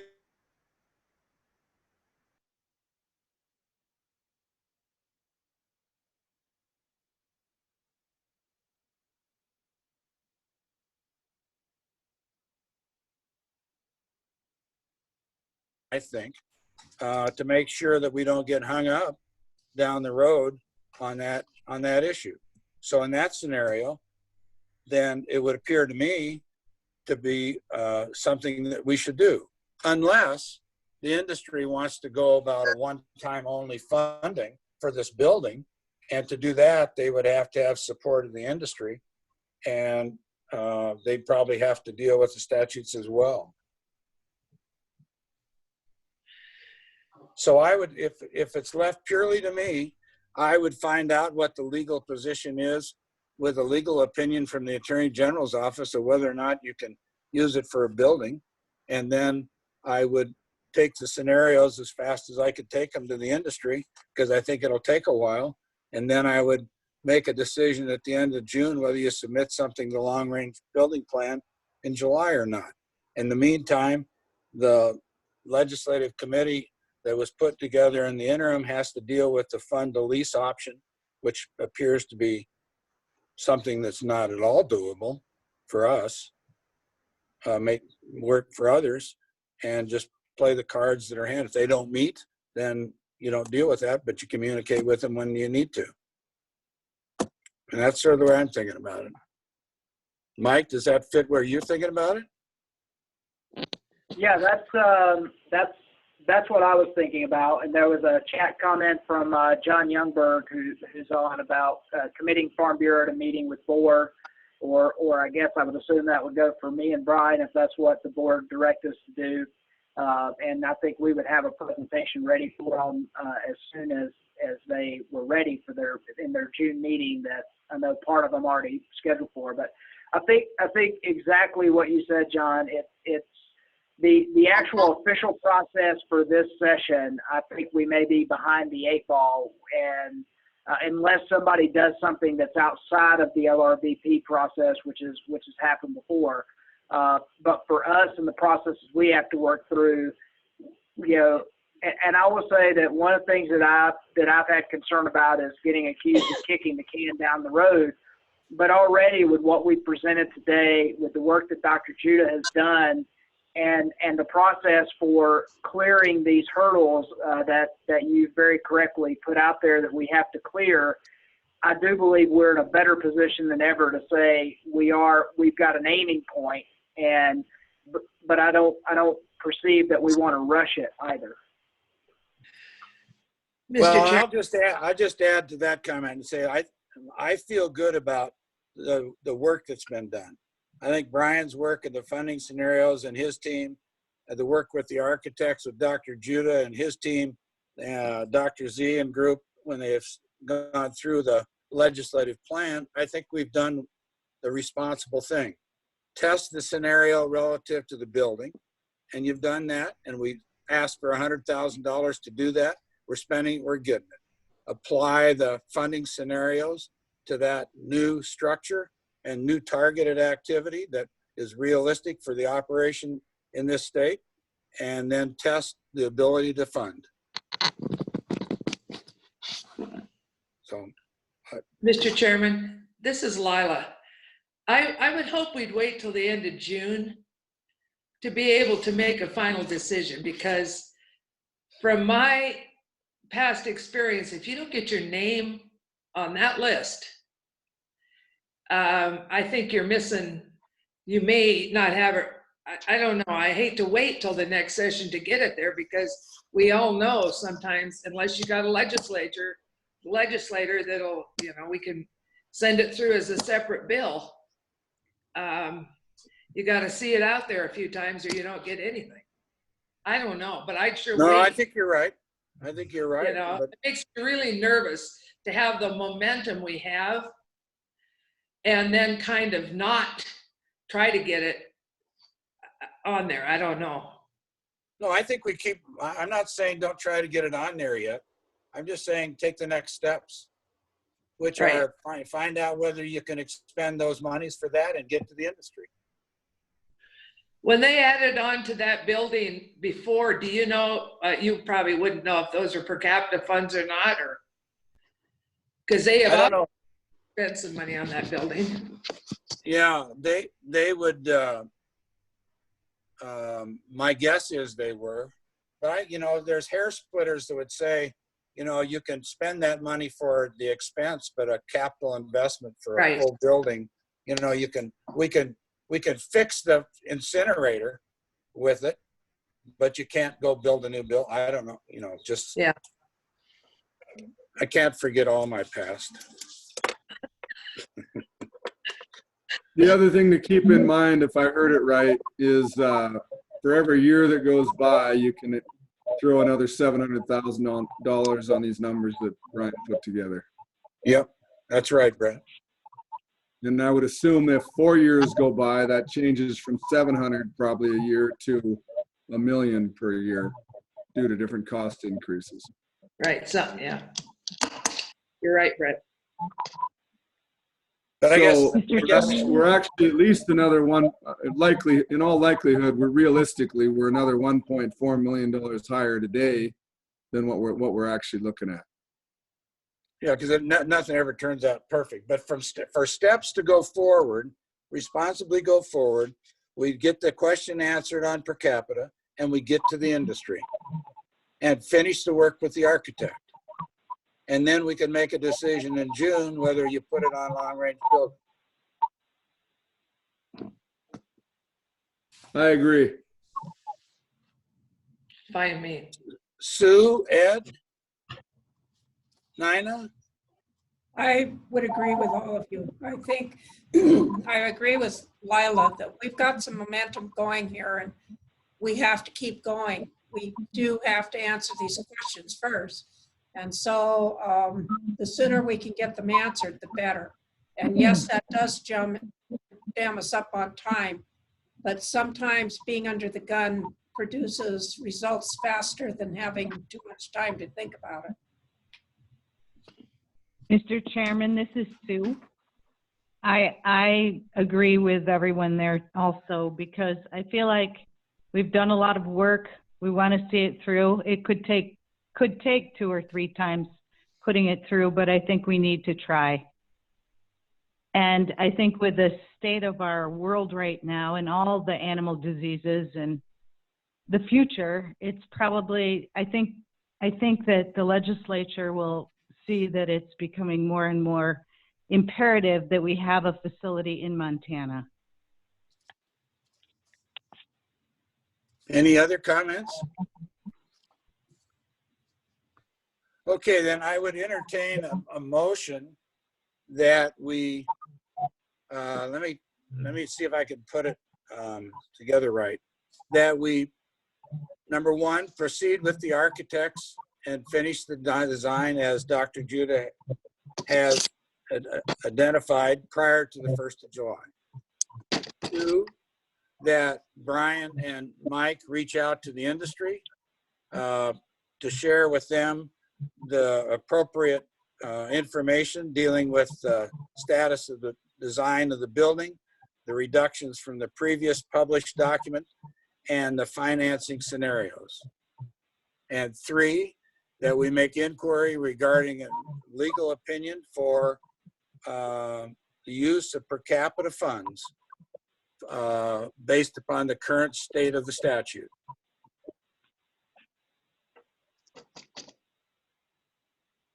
Mr. Chairman, I so move. This is Nina.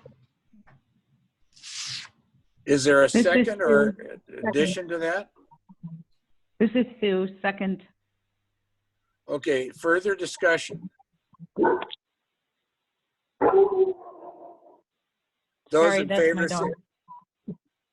those in favor signify by saying aye. Aye. I, Opposed? I hear no one opposed, so we're all ayes. Anybody abstain? Okay, then the next thing, so that we don't waste time, would be that if we receive a request, or we receive a decision that's negative concerning per capita funding, then I would think that we would ask or speak with the industry about whether or not they would support a legislative proposal or propose a legislative proposal, seeing how we would be past our legislative time to do so, but we could always do it together. And that would be part of any presentation as quickly as we have any information. Can we just assume that's what will happen, Mike? Yes, I believe so. Anybody have any problem with that? Nope. Okay. And then I would make sure you have a list relative to the per capita fee expense number and why it is on one-timers the way it is. Okay. How about, anybody need a break or you want to keep trucking? I'm fine. Okay, EPP priorities. Anybody need a break? Holler. Okay, EPP priorities. Okay, Mr. Chair, this is Mike Honeycutt. I'll sort of do a lead off here and say the same thing I said last time, which is our EPP priorities are sort of put out there, not with an expectation that all of these things are possible or will be able to be done, but we have given staff the opportunity to express their needs, and of course some of them will obviously have higher priority than others. The other thing, the reason we wanted to have the conversation we just had was, as Brian said, there is a tie between what happens with that conversation and what we're able to do moving forward. So I put that caveat out there that we've put together ideas, and now we have to sort of walk through each of those and scrutinize those ideas. And as Brian set up, one of those ideas is including making an LRBP proposal for the 50-50 split option that he had on his previous chart. So that's why we wanted to go through all of that information before we got into the EPP items that we're looking at for this biennium, one-time onlys and otherwise. With that, I guess I will take a step back and let staff begin to walk through those ideas. The first one we have on the agenda, unless we want to switch and go through the veterinary diagnostic lab piece first, since we've been in that mode of conversation for an hour. Mr. Chair, I'll take your discretion. If you'd like to just kind of stay in lab mode, we'll ask Dr. Judah to lead off. If not, we can ask Dr. Zalewski to lead off. Backing way up, I think on the building itself, because the deadline is July, I think the sense of the board was that we would make that decision in June on long-range building plan. Correct. So after that, you can start wherever you want. Just make sure we refer to the page and the tab that you're working under. Okay. Well, Dr. Zalewski, if you'll go ahead and lead off, and we'll start from there.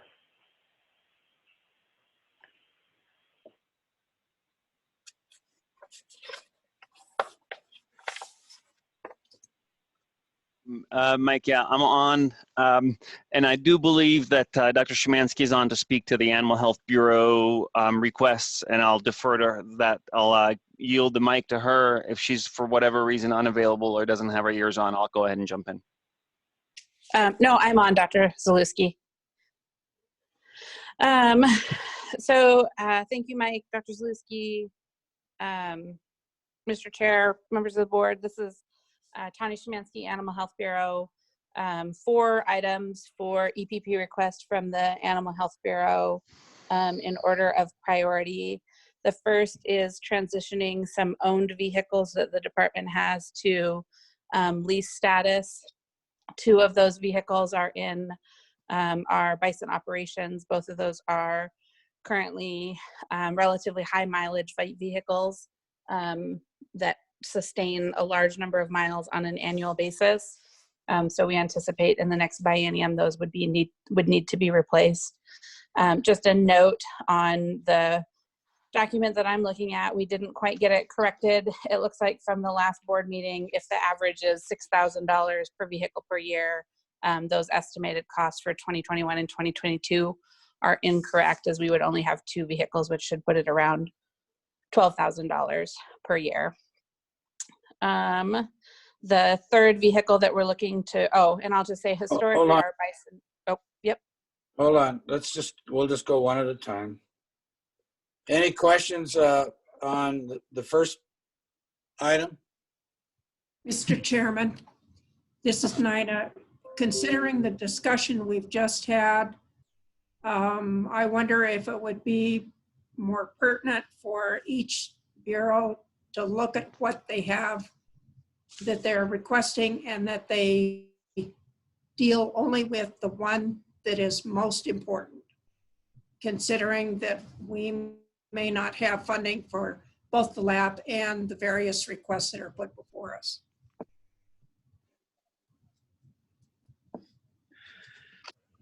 Okay, so let's Mr. Chair, can I add one brief piece on this, on the trucks for bison? Sure. Historically, those vehicles have been purchased using USDA federal cooperative agreement funding. We are no longer allowed to purchase vehicles using federal cooperative agreement dollars. We would, like I said, transition those vehicles to leased vehicles instead of owned vehicles, and they would continue to be paid out of federal cooperative agreement dollars. Let's as a matter of process, let's go through each one and ask the questions. And then when we get done with all 3, we'll come back and look at any action items you want to take. And if you feel there's a slam dunk, you want to just do it, then make the motion at the end of the discussion of that individual one. So the estimated cost is $12,000, not 24. In each year of the biennium, they're federally funded. Questions about that request? My only question would be, is the federal, I guess we don't know what the federal funding is, what's gonna, I mean, you know, we seem to use that federal pot a lot. And I realize whether we're buying them or leasing them, I mean, it's still coming out of the same pot, but I guess I'm trying to figure out to make sure that we'll have the money, I guess, more than anything. Because it's only the first 2, right, that are federally funded, which is, I assume, what we're on now. Correct, Mr. Chair, Mrs. Taylor. Yes, that first line, the 2 vehicles in the first line would be federally funded. And we have do we have any idea what our federal bucket's gonna look like? Probably not yet, huh? Mr. Chair, Mrs. Taylor, we don't. This is all, the majority of our federal cooperative agreement is directed towards bison management. And Dr. Zalewski might be able to speak to this a touch better than me, but we have received consistent commitment and support from USDA to continue to support the brucellosis program in Montana. Okay, well, I guess we can't, if we don't have the money, we couldn't buy them, so. I mean, I guess I'm looking at what's happened in the last 2 months and what the federal government's gonna try to help people with. I guess it's kind of a general question and you probably don't know the answer, so. Correct, too soon to know the answer. Who owns the old vehicles and what happens to them? Mr. Chair, so the Department of Livestock owns those vehicles. That being said, because they were purchased with federal cooperative agreement dollars, when we retire them, if we were going to surplus them, we would have to notify the federal government. They would have, I think, the first option to take those vehicles back. But I'm assuming you would retire them if you get this funding. Correct. And they may, depending on perceived maybe additional useful life out of them, sometimes they're cycled through different, markets or the lab or places that need vehicles that don't need the same mileage or, functionality of them. Well, but the point I'm trying to make is that if that happens, then those vehicles are gone and replaced as opposed to now having 4 vehicles. Correct. Sorry, I misunderstood that question. Mr. Chairman, Yes. Dr. Szymanski, you're saying that these vehicles may still be usable, or are you saying that they would be sold? And if they're sold, then that funding could be applied to new vehicles. Mr. Chair, Mrs. Bacchus, they would be retired from the Bison program. Like I said, if we thought we could stretch another 5,000 miles out of them, they might go someplace for very local traffic. But yes, at the point that they were no longer serviceable for the department, they would be surplused. Again, we would have to notify USDA initially because they were purchased with USDA funds. And USDA would have an option, I think, to, I don't know if they would take back the money or take back the vehicles themselves. But there's a particular process that we need to go through for anything that was purchased with cooperative agreement funds before it is surplused from the department. Okay, next one. Mr. Chair, members of the board, the next one is another lease vehicle, again, transitioning an owned vehicle to a lease vehicle. This vehicle would go to the Western area supervisor that we're in the process of rehiring. The current vehicle that was vacated when Ernie McCaffrey retired from that position has been in use since that time. I believe has 170,000 miles on it, if not more, and is to the point now where it is not usable. At the point that we rehire that position, we're going to be short a vehicle on the animal health, or I guess on the animal health and brand side, as far as making sure that all of our supervisors and district investigators have a vehicle. Is this a brands vehicle or is this animal health? This is this position, this vehicle would go to a position that is half brands, half animal health. And should animal health pay for half and brands pay for half? Correct. It is listed on here as Animal Health Bureau / enforcement. But you're suggesting the funding would be strictly per capita.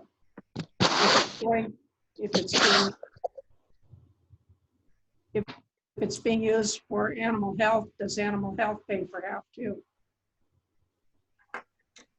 Mr. Chair, I might have to, or Ms. Bacchus, I might have to look to maybe Brian for some help on this question. Right now, the current Eastern Area Supervisor is in a leased vehicle that is paid, I believe 50% brands, 50% animal health on a monthly basis. So yes, this vehicle should go into a similar, I would think, funding structure. This is Brian. That position is funded with per capita fee out of both animal health and brands, so it's all per capita fee. Thank you, Brian. Okay, next item.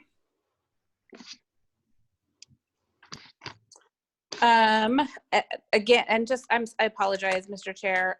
Again, that estimated cost should have been corrected to $6,000. That's a single vehicle versus Which One the right above. Animal Health Bureau enforcement, the second line.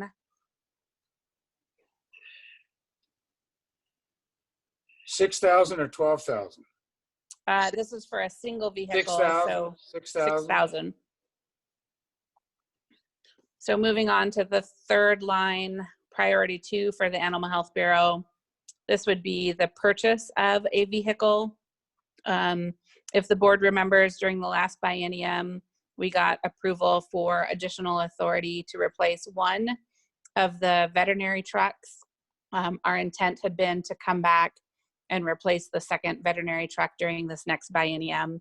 The reason that these vehicles would be owned instead of leased is that they require fairly extensive modifications on them with the veterinary insert placed into the back of them.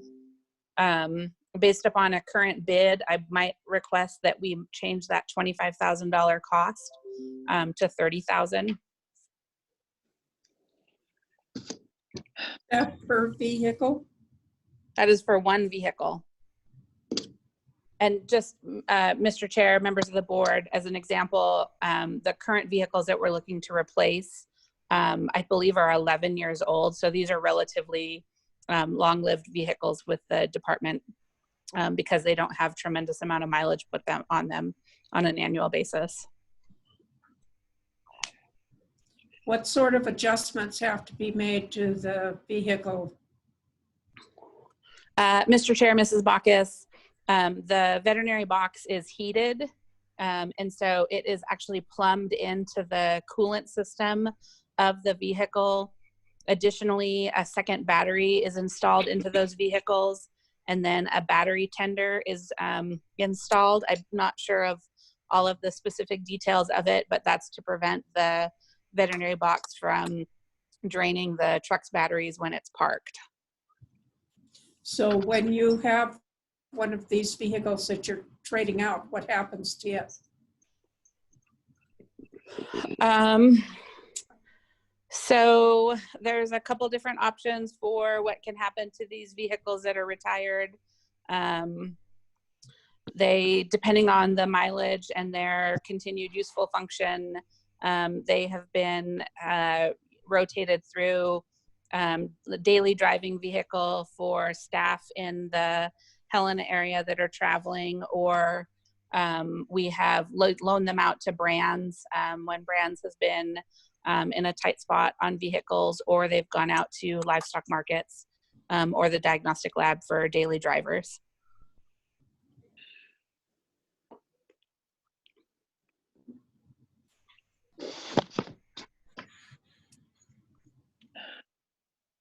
Okay, next one.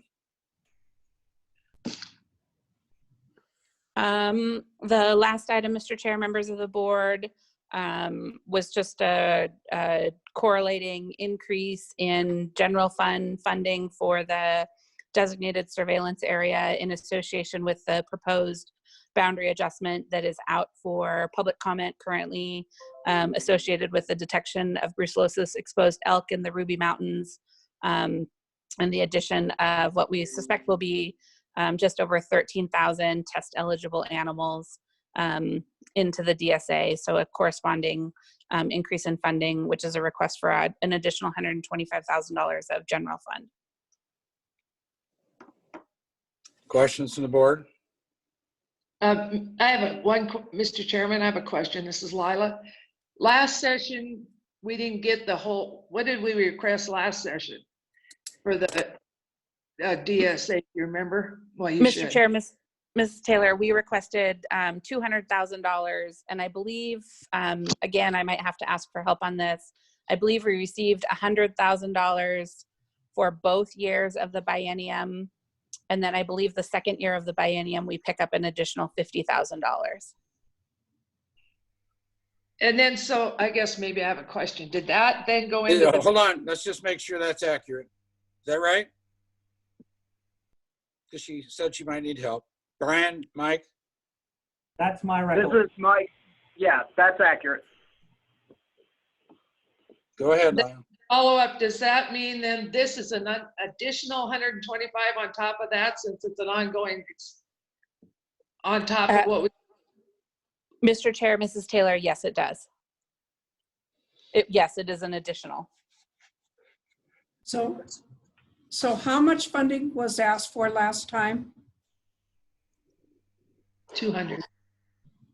An additional 200,000 on top of the existing approximately $700,000 of general fund that goes towards the DSA, I believe. Well, However, this is, I have last. Go ahead, Mike. Hold on, Mike. yeah, however, only the amount that was actually approved in the budget is what moves forward. So it will not be 200,000. The base budget is Correct. the funding that was actually approved through that budget. So we won't be putting this on top of 200,000. We'll be putting on top of 150. My question was if we spent it, if we used it last time. That's all I was going to ask, which I don't think we did we? Mr. Chair, Mrs. Taylor, no, we have not used all of that additional funding request. Part of that being the transition to the FP as the primary screening test for brucellosis. We took a hit in the number of annual tests that were conducted in calendar year 2019 and early into 2021 as people were opting not to do that voluntary testing. So as far as projections go, we know that historically we have about one test per animal in the DSA. So we're working off of that projection, recognizing again, like you pointed out, that we did take a hit in testing this year. No, that's good. I'm glad that it's one test. That's a good thing to know. Okay, let's go. Let's refer to the budget expectations year end. What are we anticipating the year end to look like for the DSA and the budget? Mr. Chair, is that a question for me? 1 second, I'm trying to pull up my budget document. Whoever can answer it. Mr. Kelly, this is Brian. Currently, the budget is showing a projection of 172,000 of general fund in the DSA, but to my understanding, we're still waiting on about $120,000 to $130,000 in lab charges to hit against that. So I think the real projection is something around 50,000 for general fund. 50,000 positive? Positive. Yeah, that's not much if people decide to start testing. Mr. Chairman. Go ahead. Okay, I have the requests from 2018. And there was 300,000 requested for the, 300,000 requested for the expansion in Beaverhead County for of the DSA, as well as 200,000, 100,000 for testing and 200,000, actually for increase. So this is 300,000, and then we're now asking for another 125 on top of that. Am I understanding that correctly? Ms. Bacchus, this is Brian again. What we're saying, a lot of that was, some of it was denied and some of it was turned into one-time only funding. So the only thing in the ongoing budget going forward from this biennium is 150,000 that was added to the base for next year, actually. So we're asking for, in the next biennium, this on top of $150,000 of additional DSA funding approved in this biennium.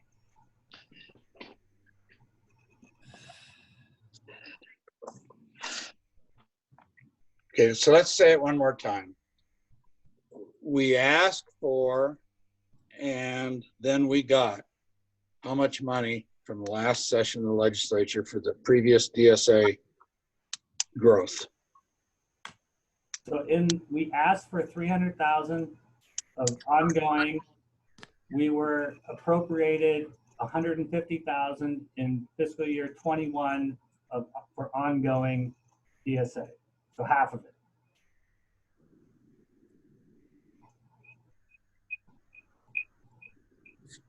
And right now, our projection for this year is that we'll have 50,000 positive year end, right? Correct. Okay. So why is this priority 3?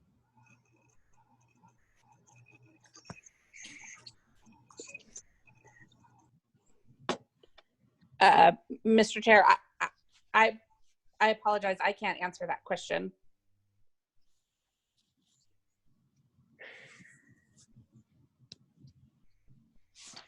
This Dr. is Marty. Zalewski? I would just, this is Dr. Zalewski. I guess I would say that, you know, if we are able, let me just rephrase that. For our employees to do their work and to conduct their operations, they need to have a vehicle that's safe and it's not going to break down. And so that's why and plus the amounts that are requested are relatively small for those leases. Perhaps with the exception of the vehicle for purchase for the veterinary unit. So that would probably be the rationale for that prioritization. Great, thanks. Other questions?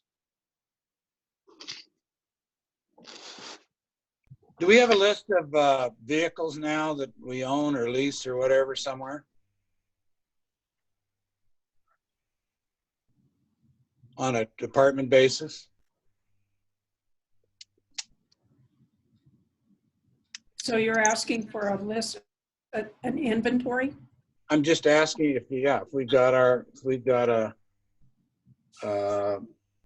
full list of all the vehicles we got wherever they're at and signed to who. Do we carry such a list? Mr. Chairman, this is Evan Waters. We do have that list, and we're double checking that list as we speak to make sure that it is current and up to date, and because we do move some vehicles around, and it is being looked at again. So, okay, what does the board want to do with these requests?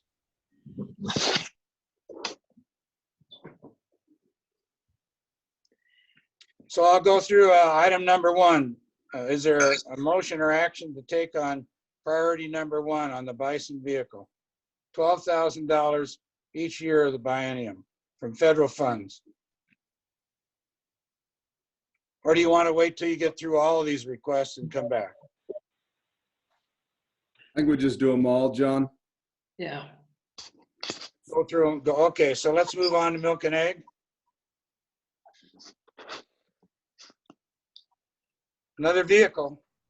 Yep. So, Mr. Chairman, members of the board, this is a vehicle that belonged or that was used by Dan Turcott, which is beyond its serviceable or beyond its usable life. I believe it has 160,000 miles. So this was again an owned vehicle that we are transitioning according to the state of Montana's guidelines into a lease. And it is this vehicle. Actually, this is the vehicle that's being used. The vehicle that would be replaced is currently being used by the recently hired sanitarian out of Great Falls. And the old vehicle goes to? Same as Dr. Szymanski suggested, which is basically we wind up recycling, I would say, or transitioning some of these vehicles to local use as needed by markets. And then if there's not a need for that, then we wind up surplusing those vehicles. Okay, and how and when will that decision be made? Because right now we got 3 of them headed there, right? Yeah, so I believe I would have to have Ray speak to the exact method, but I would expect that he would be looking at all of the vehicles. He oftentimes pulls the best tires off these vehicles, puts them on the vehicles that we want to keep that are the lowest mileage, and then we would wind up surplusing the vehicles that are in poorest shape and that have the least utility for us. Okay, yes, so Dr. Zalewski, this is Mike to help you. Yes, there'll always be a vehicle that'll be surplus out of these situations. But occasionally when we get vehicles and if a market has a need, and that's the reason for them to go to a market is because market inspectors are making more localized trips. Typically, they're not having to drive hundreds of miles in a day and back. And so we do try to stretch the life of them a little bit so that we reduce the number of vehicles that we have to lease in total. Are the vehicles that the department drives gas or diesel? That is dependent upon the vehicle we get. Some of them are diesel, typically the larger trucks that staff have to have, the ones that are pulling livestock trailers or pulling equipment like the Bison program are typically diesel. But some of the other vehicles that we lease from the state for, say, meat inspection and other areas may be gas. They're smaller, they're smaller, more, crossover SUV sedan type vehicles.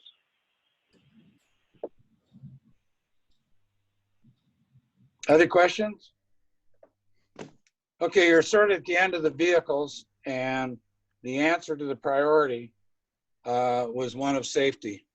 Are you declaring any of the vehicles that you have requested to be replaced to be a safety hazard at the present time?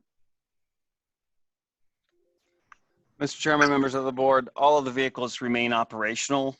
There comes a time when their repair costs become so significant as to really make it unadvantageous for the department to go ahead and maintain them. Plus, they're not as reliable for longer trips. So it's really, I would not suggest that they're not safe at the moment. Doctor, I'm sorry, can I interject? This is Dr. Szymanski. The latest feedback that I got for the vehicle that came out of from the Western supervisor position is that is a vehicle that should not be in service anymore. So which vehicle is that then? That's number 2 or number 2 block? Correct. And so you would declare that unsafe now? That is the feedback that I received from the folks that recently shuttled it back to the Helena area, was that it is something that should not continue to be driven. So what are you going to do about it? Well, it's not in use now because we haven't hired that position. I know, but so you're not saying that when we hire that position, you're going to give that position the vehicle, are you? Correct. You are? No, we are not. Okay. So then the question is, that vehicle is really a $6,000 budget expense for now, right? Well, it's when you hire that supervisor. Mr. Chair, I don't believe that we can get an additional lease until we get authority to do so. And so we have come together a plan to kind of cobble together vehicles to get us until the next biennium, hoping that this would be approved. Okay, so that you're not going to need another vehicle for the Western Area Supervisor. You have a vehicle for that person and can await the action of the legislature next year. Mr. Chair, yes.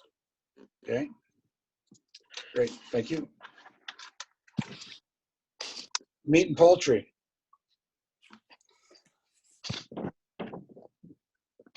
Yes, Mr. Chairman, this is Gary Hamel, Chief of Meat and Poultry Inspection. We are looking at 2 different requests for EPP requests. One is training, the other is for a half-time label specialist. Our training needs have been, we've been really focusing on our training over the last couple of years, and we've really enhanced the level of training that we have already. For example, we used to send inspectors out into the field alone when they've had approximately 2 weeks of training in the past, just out of necessity because we didn't have enough staff. Now we have relief inspectors on staff. We're able to keep those new inspectors isolated from performing on their own for now 2 to 3 months, depending on the individual inspector and their progress in their training. We provide classroom training, we provide on-the-job training, and we're also providing regular ongoing training for existing inspectors as well. So we've really enhanced our training program, but we see some needs in that training program. And that is, first of all, we have a public health veterinarian on staff. Dr. Kalzek is our public health veterinarian on staff. She serves as the EIAO, and she also serves as the trainer for our staff. So we get her to training whenever we can in order to bring back the most recent information. The public health veterinarian training would be specific to this, to the position of the EIAO trainer.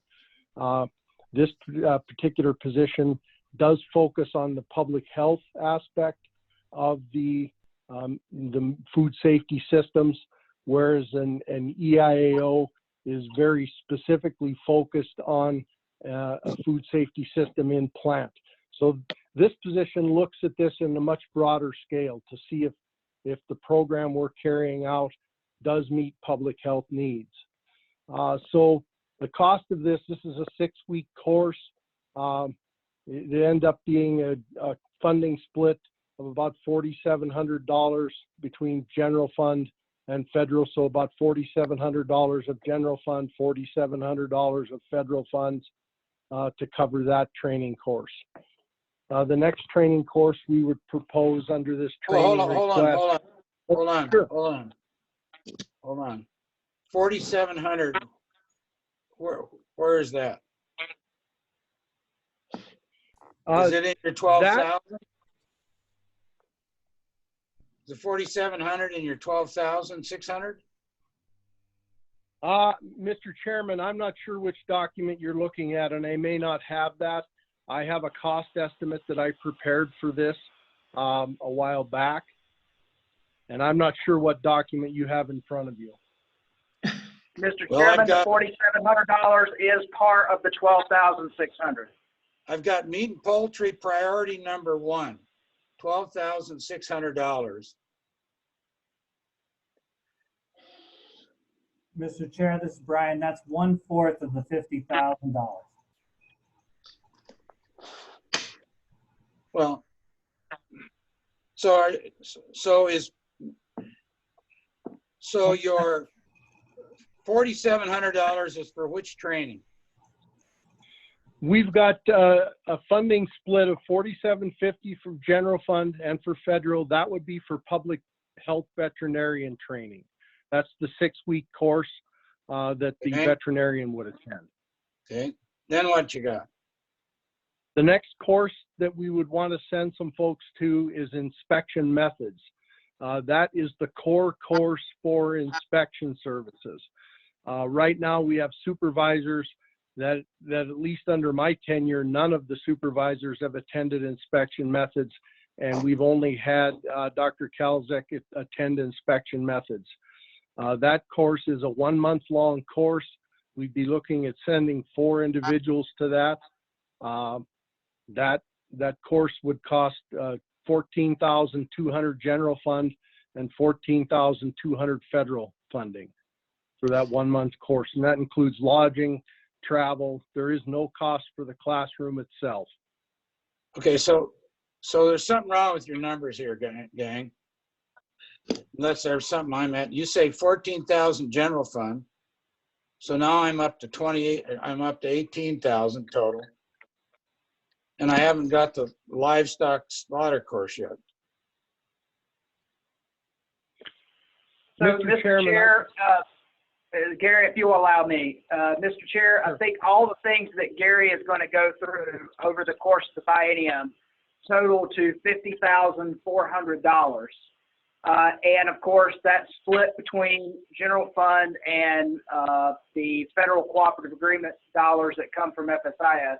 So our total cost in that training for the biennium is just a little over $25,000 split between each year of the biennium, $12,600 in 2022, $12,600 in 2021 for that total. But Gary's giving you itemized costs where what you're seeing in your book is all those trainings rolled together. So it doesn't happen every year? It only happens once? Mr. Chairman, that's correct. This would be a one-time only request to get folks through this training. Okay. The training, the last training would be the slaughter inspection training. That has a relatively low impact for the number of students. It's only a week-long course, and we'd be looking at sending 5 students to that course. The purpose would be to just get them the most up-to-date current information available from the USDA for slaughter inspection. And that brings the total, as Mr. Honeycutt did indicate, to $50,400 for all trainings, which would be split between federal funding and general fund. How much do you have for training in your current budget?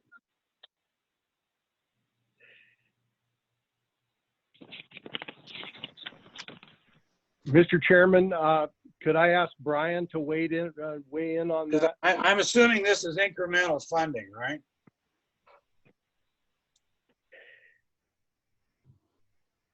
Yeah, I'd have to take that as a lookup, Gary, as far as what Meat and Poultry has for training. It doesn't break it out exactly that way. So you probably better look it up.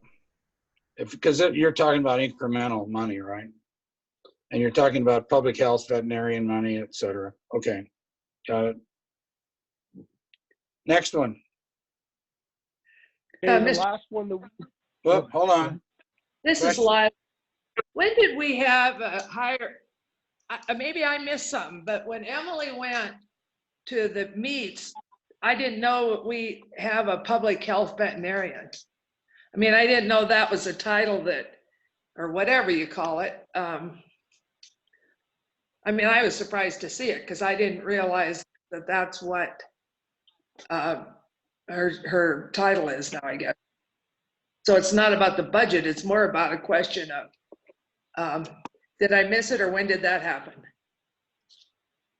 Mr. Chairman, this is Gary again. To answer that question, when Dr. Kalzak was hired, that position was reclassified shortly after she was hired, and that position was classified as a veterinarian. The public health veterinarian is a title of the course that enables that person to focus their attention. What they look at is protecting human and animal populations from diseases and injuries caused by animal-related sources. So that's specifically what this public health veterinarian does. It's a much more global look at the food safety system that we carry out. Any other questions? Yeah, Mr. Chairman. Go ahead. I'm like Lila. I have a real concern about the Department of Livestock having someone who is labeled public health, because we are not the Department of Public Health. The Department of Public Health and Human Services is a totally different department. And for us, it almost seems like there's a movement within the Department of Livestock to usurp the authority and the business of the Department of Public Health and Human Services. And that is something I'm very concerned about. That is not our job, and we should not be even giving the perspective that we are trying to take over their job for them. And I'm like Lila, I have a real concern with this title. And why was that job description changed after we hired her?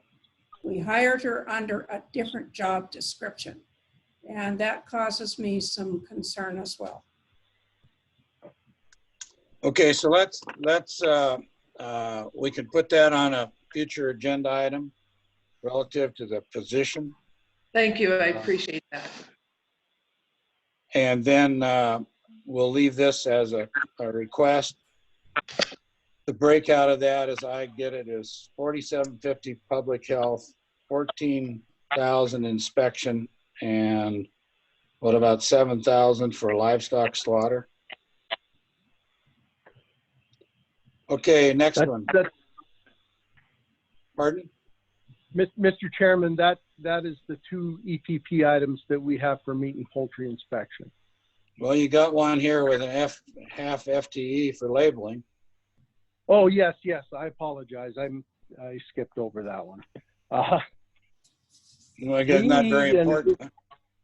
Mr. Chairman, I apologize.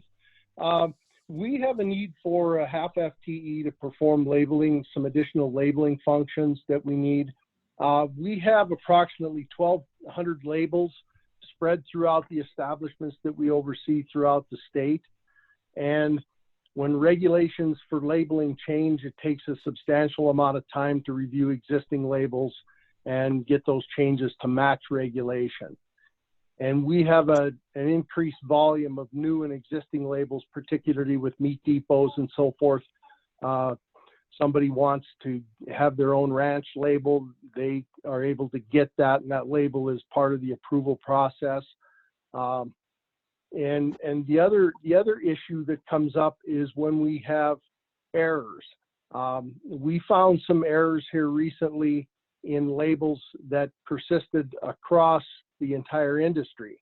And so what we needed to do is undergo a year-long project to get those labels updated and corrected. And what we found is that the labels, some of them have been in place and have not been reviewed in 10 years or more.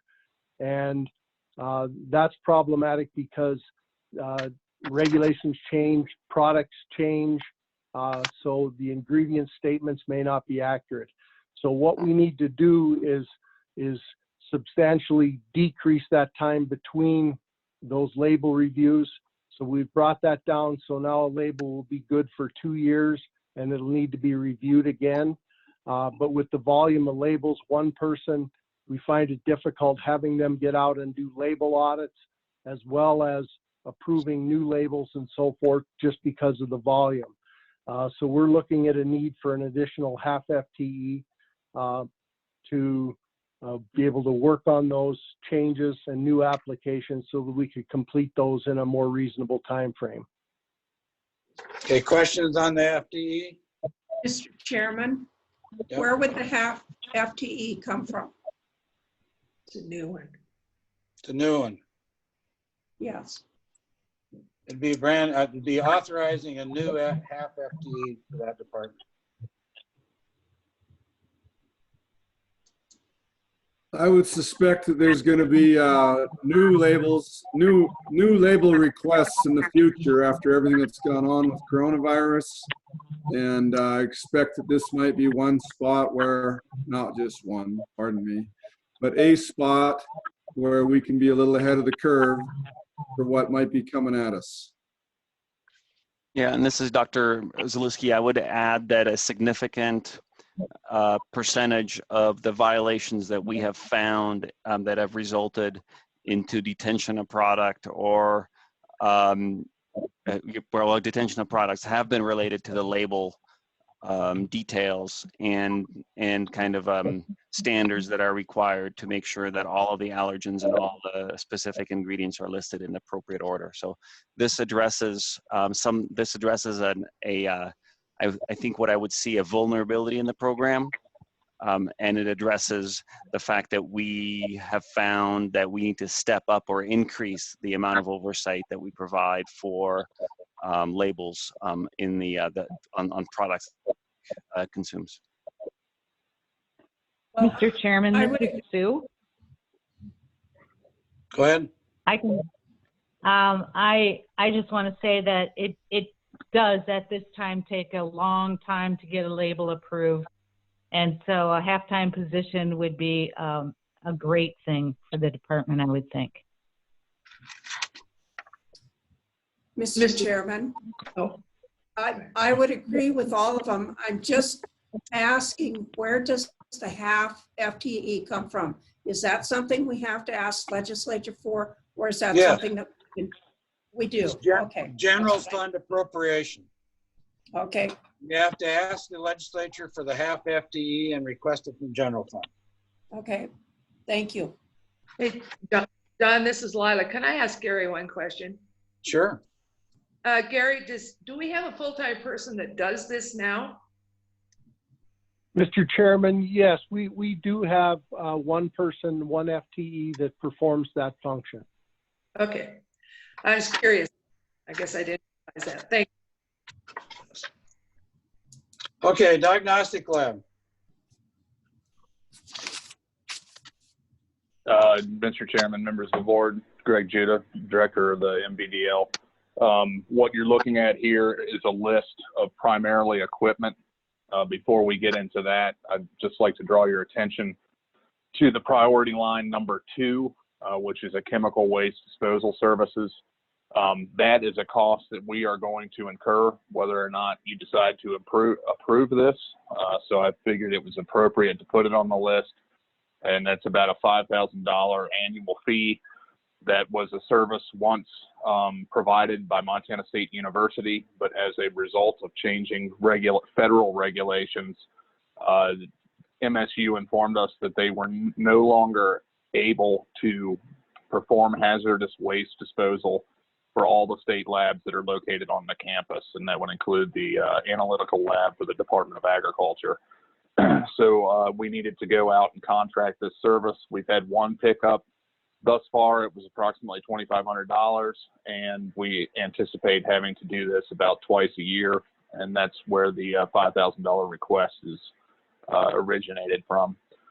The other line item I'd like to draw your attention to, which is a cost that we are going to incur, is priority number 5, and of that $14,000 annual request, it's the $3,000 portion, which is an annual maintenance fee for milk lab integration into our LIMS system. So we will be incurring that $3,000 request. I just lumped it together with an additional request for LIMS modification. And that cost is $11,000, where we would like to request that on an annual basis. Any questions on those two before we get into the equipment? What happened to the VADs and system integration that showed up on the audit, where we were asked the question, as my memory serves me right, as to whether all the support for VADs had been accomplished? I thought we responded that that had been a sticking point in one of our audits, not the state of Montana audit, but the professional audits, and that we reported that we had met that standard and that it was all system supported. Mr. Chairman, this is Dr. Zalewski. I'll jump in here because I think some of this may have preceded Dr. Judah's start with the department. It absolutely did. That integration related to VADS, so the laboratory system being able to share some data with the animal health system as far as brucellosis testing specifically. And that has been accomplished. We have completed that project. And this particular issue that Dr. Judah is talking about relates to the milk lab, which is a different project. But it never showed up in our audit? That is correct. It did not show up in the laboratory's audit, to the best of my knowledge. Thanks. In the past. Yep. Other questions? Okay, priority number 3. Okay, well, let's go to 1, shall we? Well, I think you just did number 1 and number 2. Oh, Gotcha. So on the list where I have priority number 1, which is, as you astutely pointed out, number 3 now. This is lab equipment related to CWD testing. One-time only request. Not too much more to say about that, but for every one of these equipment requests, it's not, I should put this in front of, before I get into it, the lab will still continue to be able to operate without any of these requests. These are pieces of equipment that will increase operational efficiency and allow us to perform some of these new assays like CWD testing that we're bringing online. So that's why I've got CWD listed, some of the equipment for that at the top of the list. This is going to be a new test platform for us. We expect to perform about 10,000 tests per year on CWD for fish, wildlife, and parks, as well as hunters within the state. So you want me to just keep going and then? Well, let's ask any questions on that one from anybody? Nope. Mr. Chairman, I would just tell you that I think that in livestock, the game animals that have CWD are not listed in the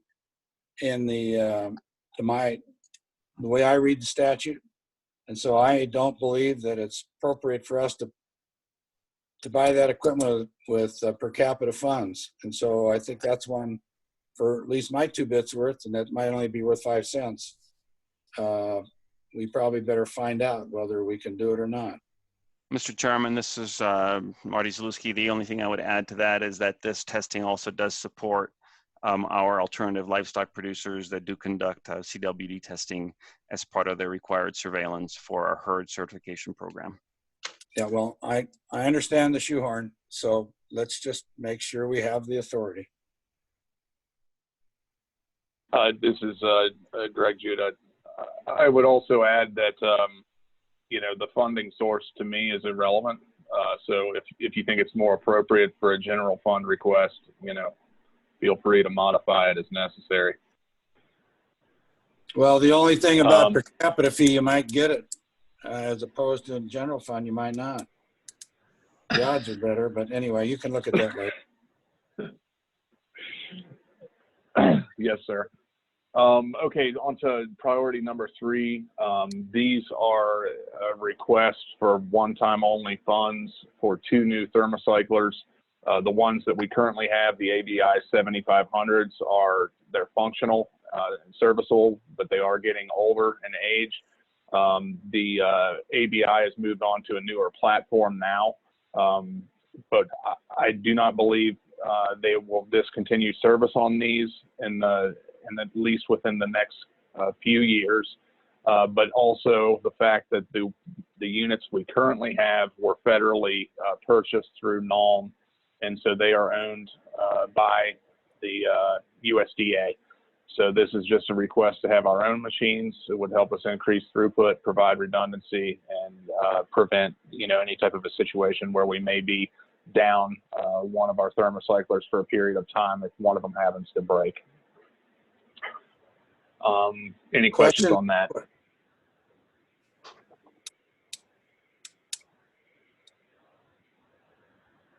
Okay, I'll move on to number 4.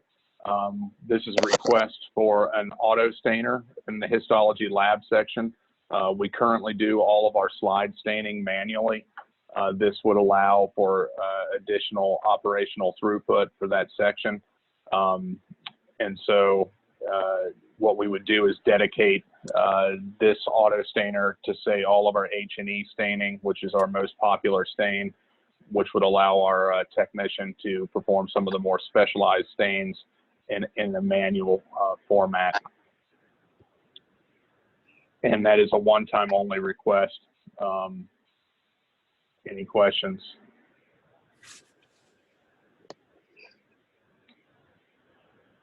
Okay, on to line item number 6.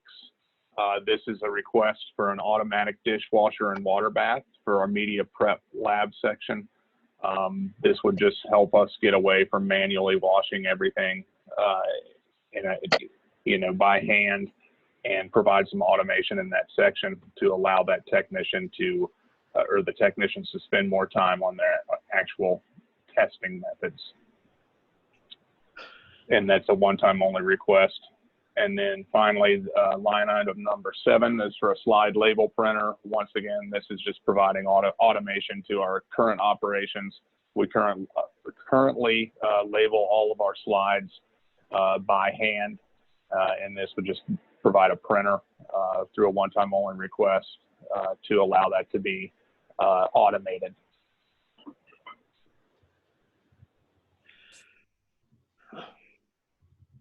Okay, any other questions that, on the diagnostic lab that anybody might have? Okay. Next page. We're really getting into trouble now. Here we go. Oh, Mr. Chair, this is Mike. I think I'll take the first 2 on the list, and then I'll turn it over to Brian from that point forward. We don't really have a priority order on these, and so we leave that sort of open-ended. The first 2 on the list. Mike, your sound's not coming through. Yeah, you sound froggy do. Can you hear me now? Well, we could hear you before, but it was all garbled. Oh, okay. Is it clear now? No. Oh. Okay. Let me, Brian can move forward with everything else, and I'll get my sound situated. There you are. There you now go. You're on. Oh, I'm on now? No, but you went bad again. You went bad again. Like you Never know. mind. I'll call back in. Okay. I can move forward. Okay, this is Brian, Mr. Scully again. I'm going to jump down to the helicopter.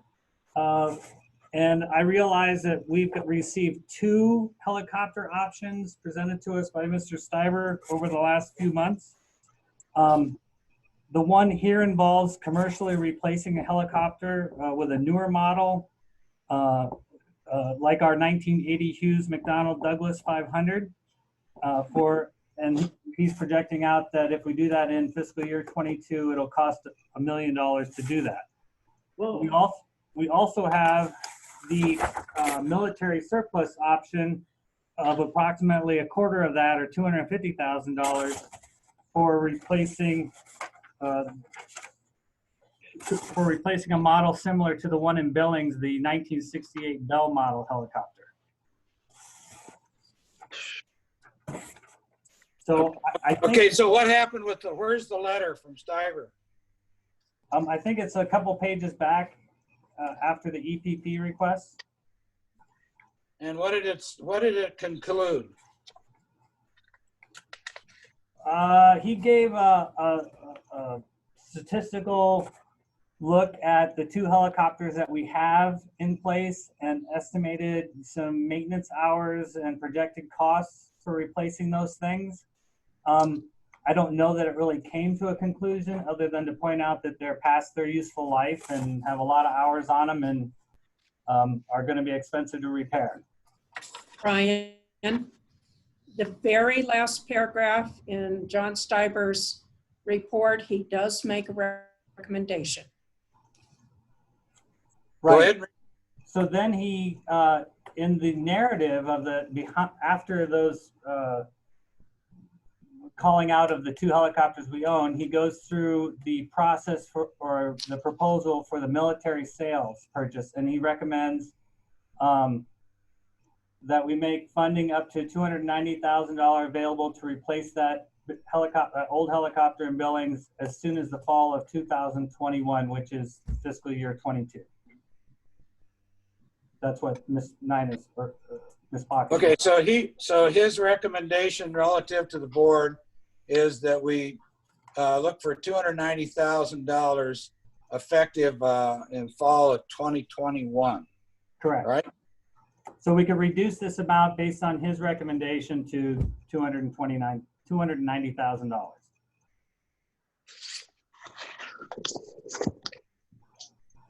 So if we ask for $100,000 each year of the biennium, or $150,000 as a safety precaution, that would probably come close then, huh? Well, we have a timing issue, sir, of when these 47 Army helicopters are going to be available. So we have to put in the request, I would say now, that we want one reserved for us. And he says we could cancel that later if we need to. Right. But we'd be paying for it in the fall of 2021. Yeah, so I'm saying from a budget standpoint, if we look for a authority for the legislature to spend up to $150,000 each year of the biennium for a helicopter, we could probably squeeze it through. Sure, I'll go with that. Yes, sir. And that way we wouldn't be ignoring the problem and we would not be over anticipating either. Okay. Other questions on the helicopter? No, Mr. Chairman, this is Lila. I thought at our last meeting that we had sort of directed Mike or something to send the letter of interest. No, No? we directed him to get Stiber to send a letter to us. Okay. And to respond, because we kept getting all these estimate stuff that without, and that's the letter that was sent April 20th. It's included. All right, thank you. So do we need, and I don't know if this is the proper time, well, we have to decide what we want to do, but if we are interested in one of these helicopters, Stiber suggests that the department send a letter of intent to the Army fairly quickly. So do we need a motion to that effect? Well, let's go through the budget work first, and then we'll do that tomorrow. I guess Let's keep this on the budget activity, because that's a separate item. Because you can send the letter and still reject it, but we got to get the budget stuff in now. Okay, Mr. Scully, the next purchase or EPP request comes from Dan for a computer funding augment. Basically, the crux of that narrative is that they had bought with one-time only funds 33 laptops for brand enforcement staff. Those laptops are expiring, and Dan wants to roll those into his annual phase replacement of computers. And to do that, he needs ongoing funding, augment to his budget of $10,000 per year. Questions? Nope. I thought we already included an annual expense for the laptop replacement program. Thought we were already doing that.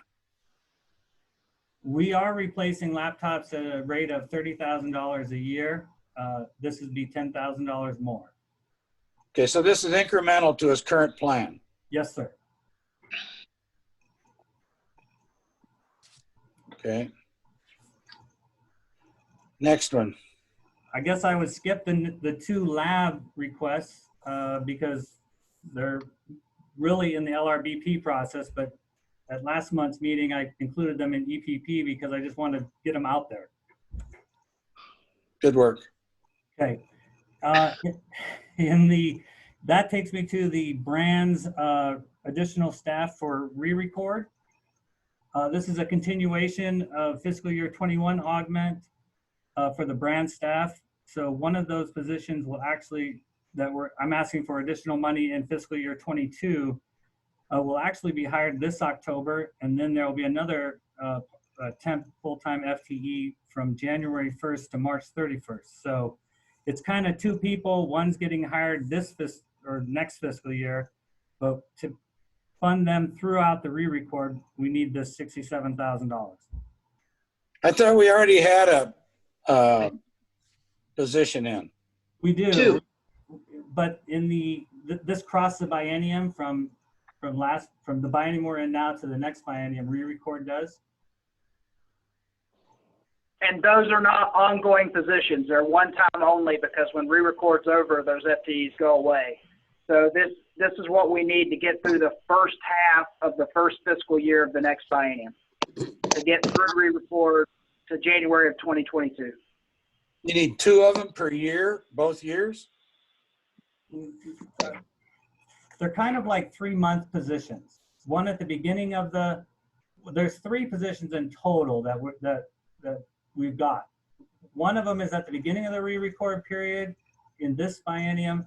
One of them is a three-month position in the next biennium at the end of the re-record period to help clean up things.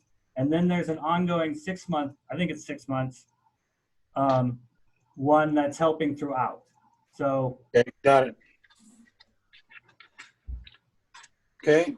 Okay. Mr. Chairman. Yes. Okay, last time we did a full-time temporary employee from October 1st, 2020 through March 31st, 2022. And that's a 3/4 FTE. Then an additional full-time temp from January 1st through March 31st of 2021 and November 1st of 2021 to January 1st of 2022. So what you're asking for this time are different than what we asked for and approved last time? Ms. Bacchus, that first FTE, I'm pretty sure you're referring to, I don't have that up in front of me, but I think that was an FTE to assist brands with, they were behind in doing or filing inspection reports. So that one I don't think was related to the re-record. This specifically says temporary staff for brands re-record.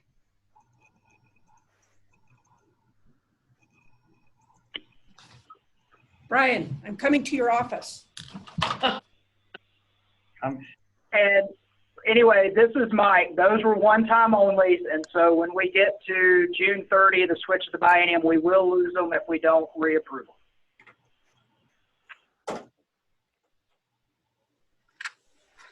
Okay.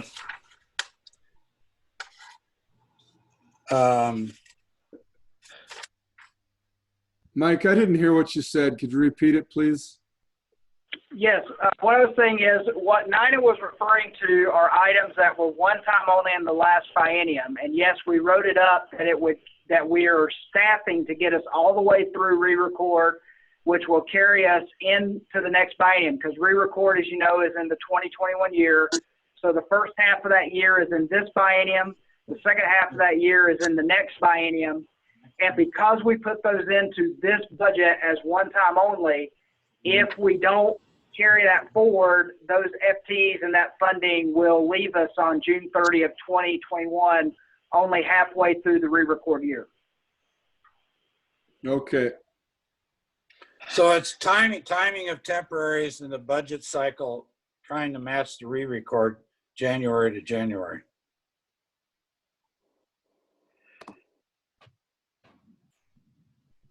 Okay. Attorney and public information officers. Yeah, obviously this is Mike, and hopefully you guys hear me now. Obviously those are low priority items, and it's probably good we're addressing them after the other items. I think we have a lot of other items that come ahead of these.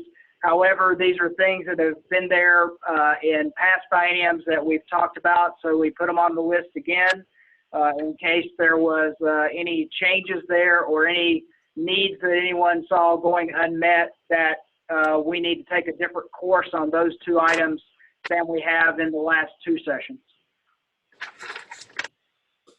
Okay, now go ahead. Did I interrupt? This is Brett. I was just going to ask the attorney part. I understand. I'm full on board with the public information officer, whether we do that now or at some point. Catch me up with the attorney discussion. Are you saying we'd hire our own rather than use the attorneys we have? We would have our own in-house counsel like other agencies have, but the primary focus of that would be doing statute, rule work, interpretations for staff internally. We're doing that now with agency legal services. It's just that the only difference is our contract with Agency Legal Services, we pay $106 for that work per hour versus what you would pay a staff person. We can still continue to do it with Agency Legal Services as we've done in the past. But what happens now is because it's cost prohibitive, you know, we don't ask someone to say, go through all of our administrative rules, find the things that are outdated, and, you know, things that may not match up with Montana Administrative Procedures Act, you know, things that have gotten old and outdated.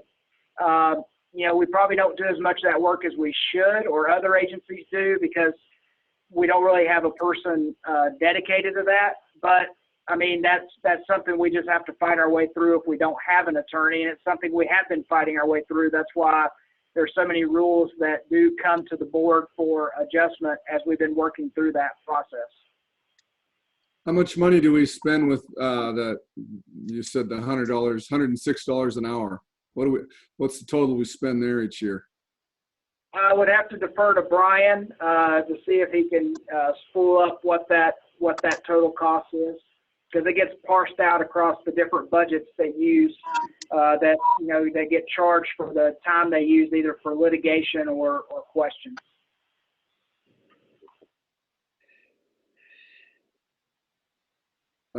Trying to compare it apples to apples.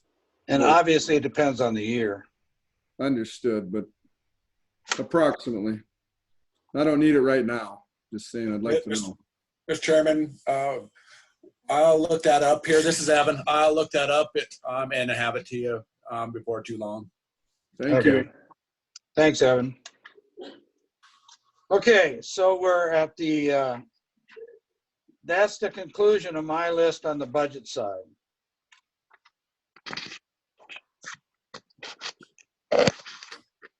Is that the conclusion of the list, Mike?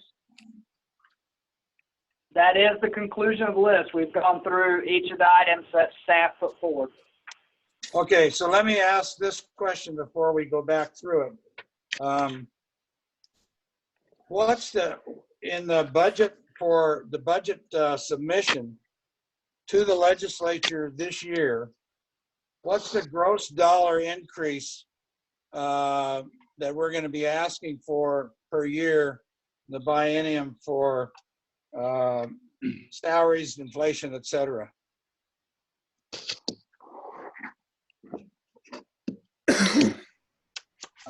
This is Brian. I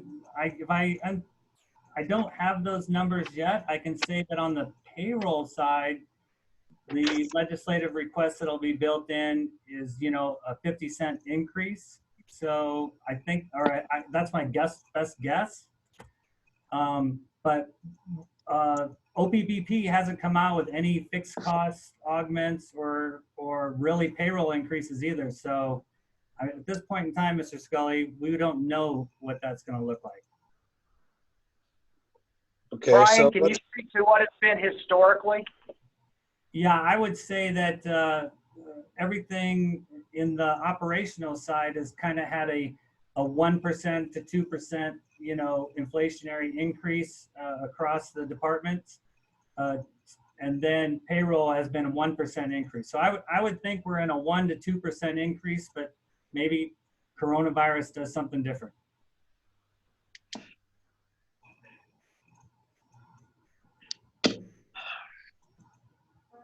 okay, so everybody understands that this list that we are now going to go through for yay or nays, assuming that's what you want to do, or we can do legislation and you can stew on it overnight and we can do it first thing in the morning.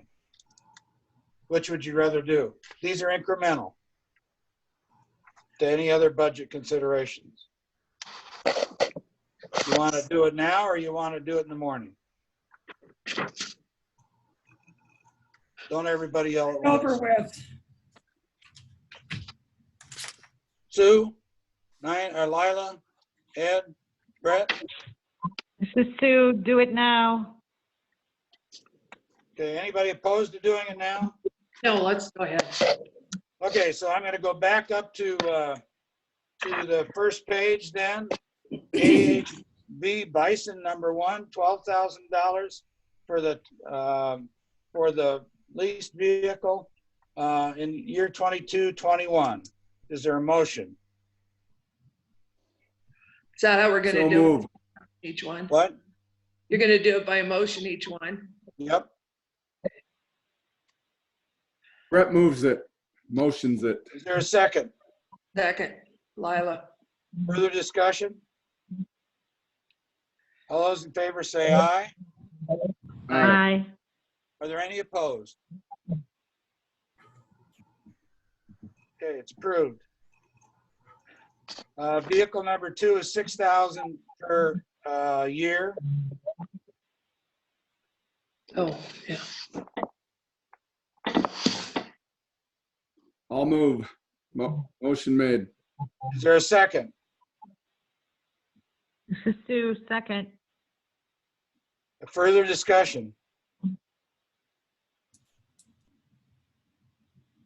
Those in favor say aye. Aye. Those Aye. opposed?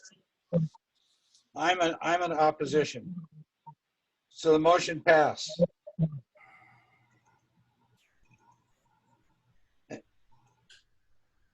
So we're gonna still have to figure out what we're gonna do when this position's hired, right?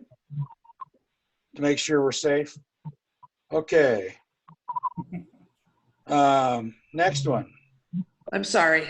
I had somebody at the door. Brucellosis funding. Oh, wait a minute. Vehicle for AHB veterinarian. 30,000.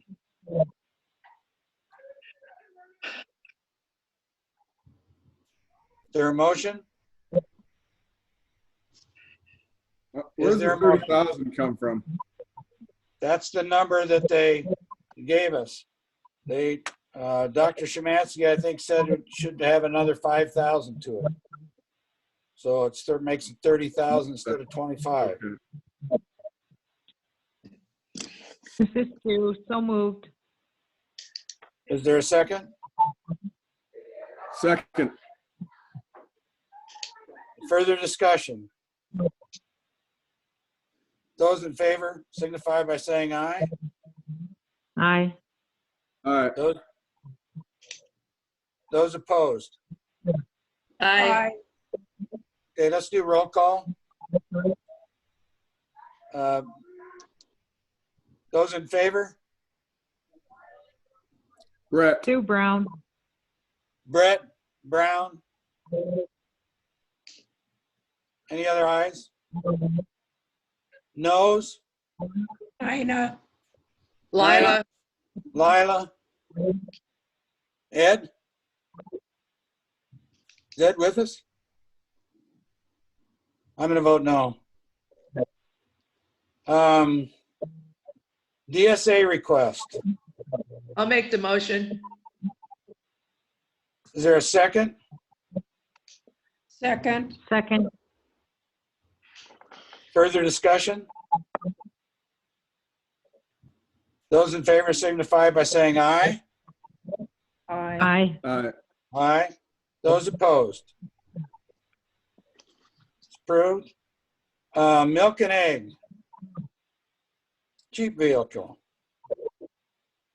Is there a motion?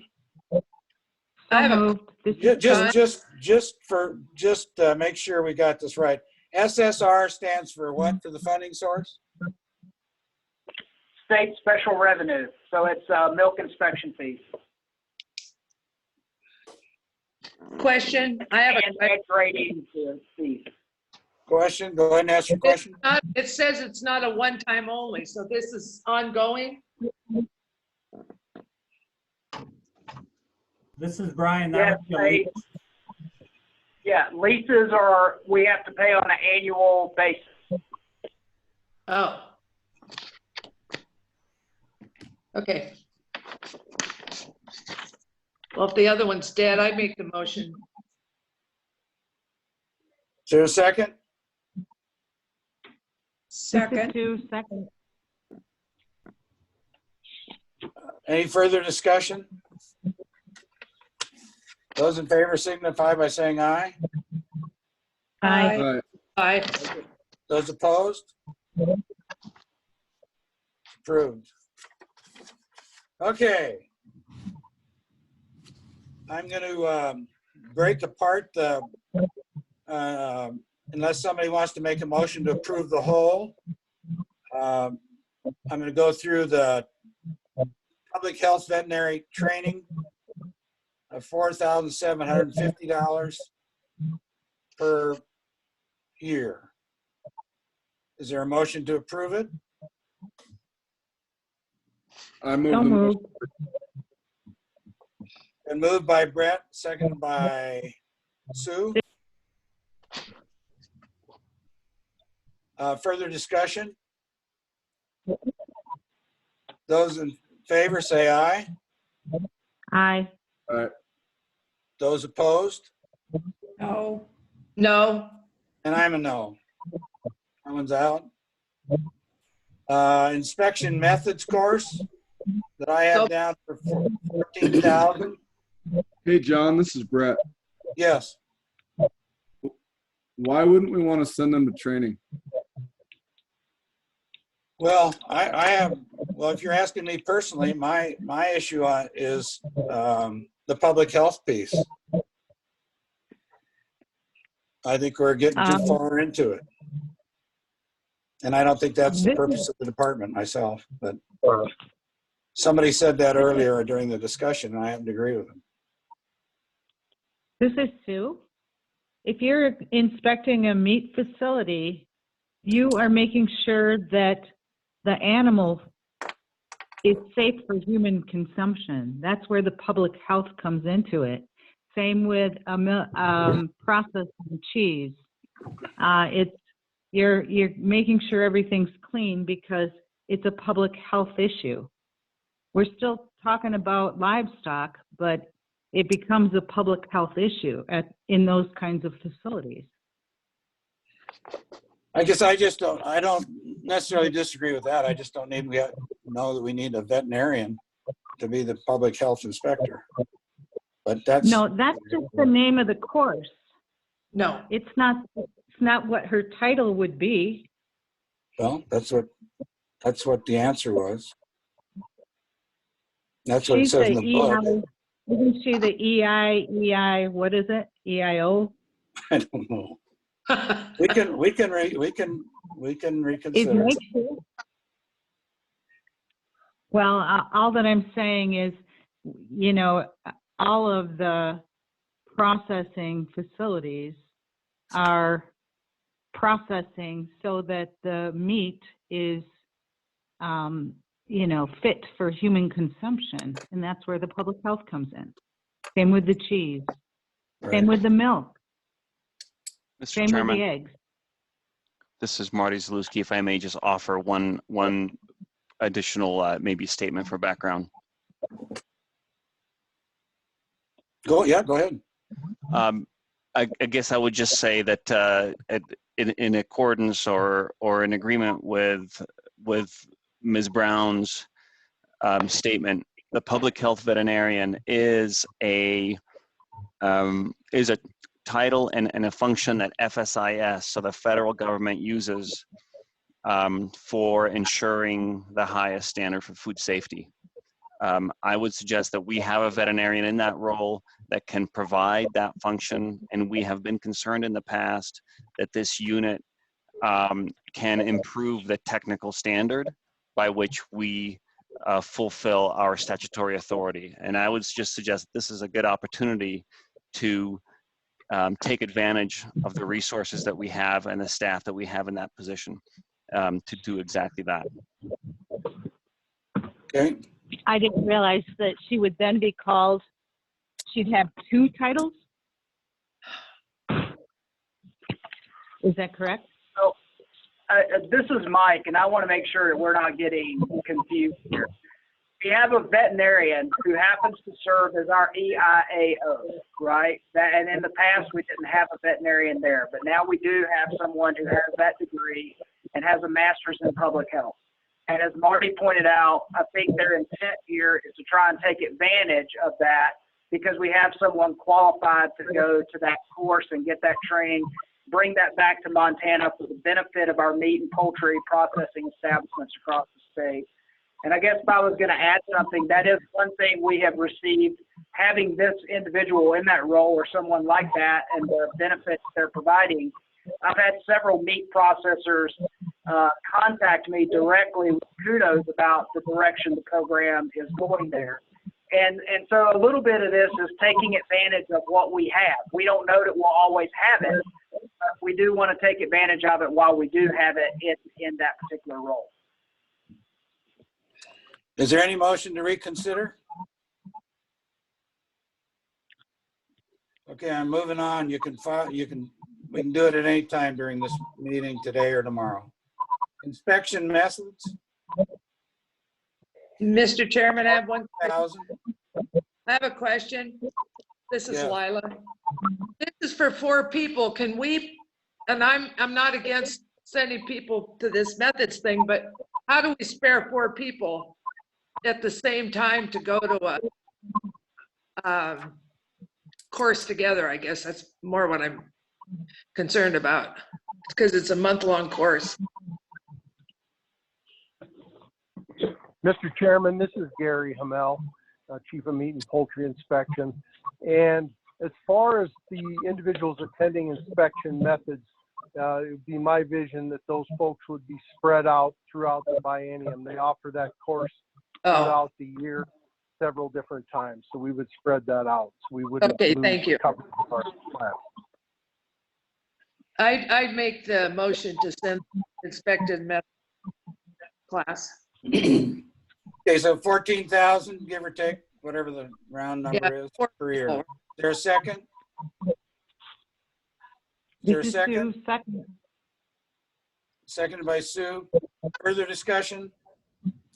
Those in favor signify by saying aye. Aye. Those John, opposed? sorry. It's approved. Brett? I'd like to go back to that previous one that got rejected. Is it somebody that has to vote against it? Does someone that voted against it have to ask for the reconsideration, or can I? Yes, no, the prevailing party. Okay, so I'll leave it alone after this statement.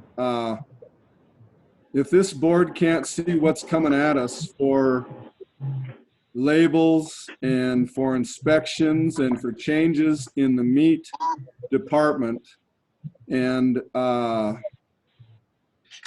the types of things are going to change with packing plants, I don't know. I'm a little disappointed. I don't know. I don't even know how to express myself. Just keep moving. Livestock slaughter, 7,000 per year.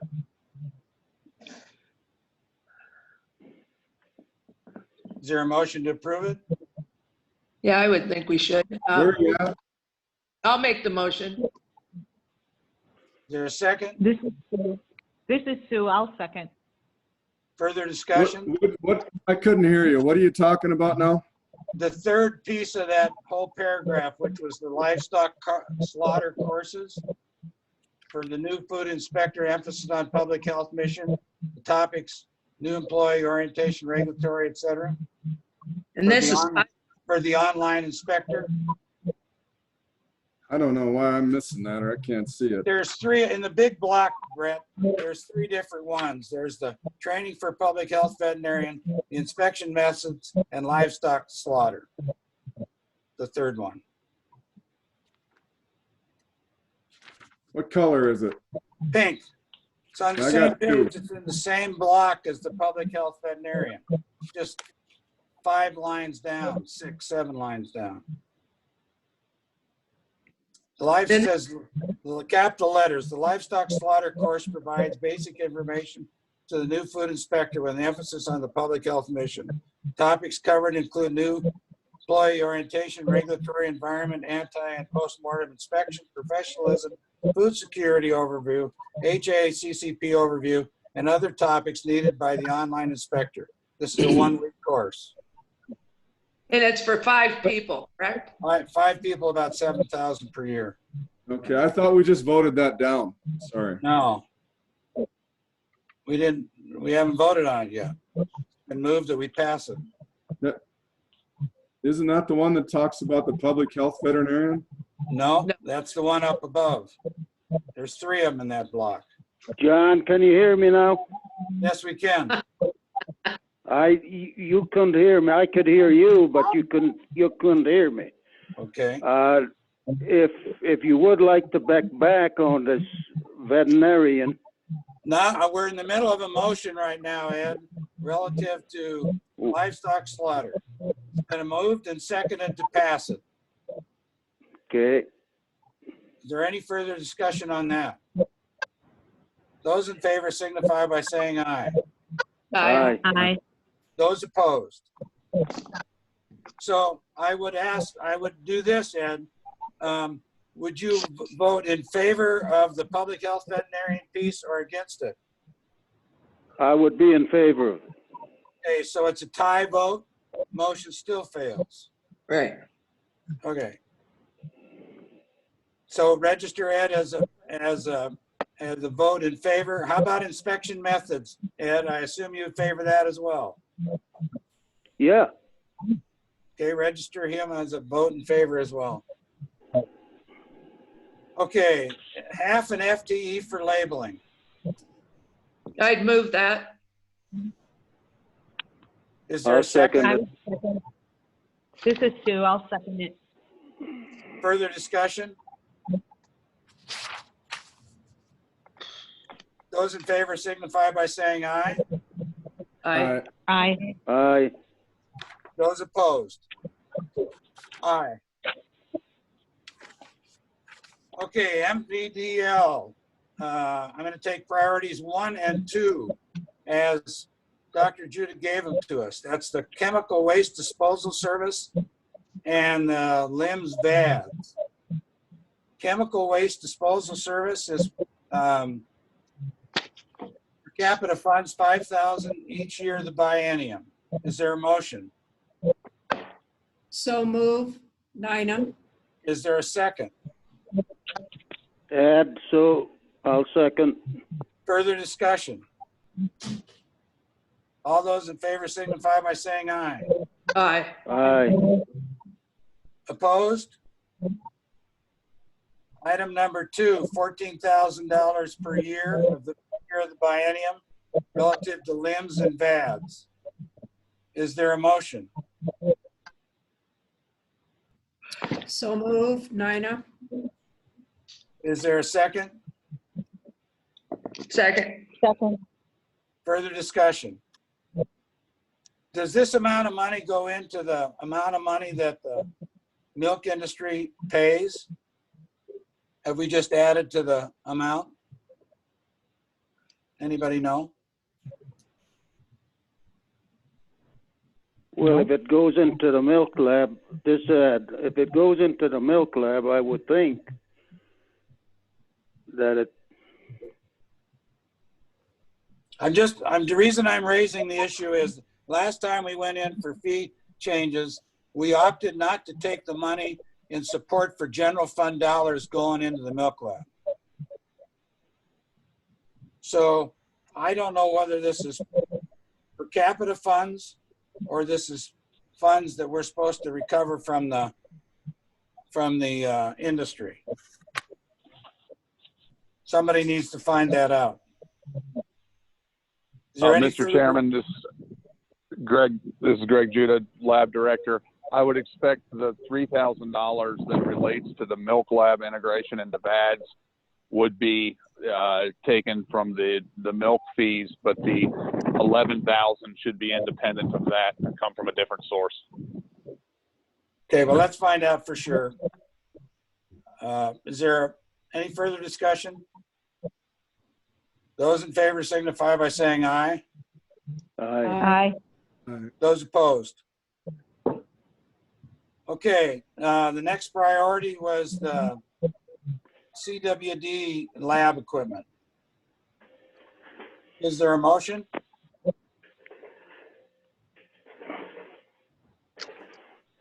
I so move, but we need to find out if we can spend per capita on that. So you're moving to request of funding.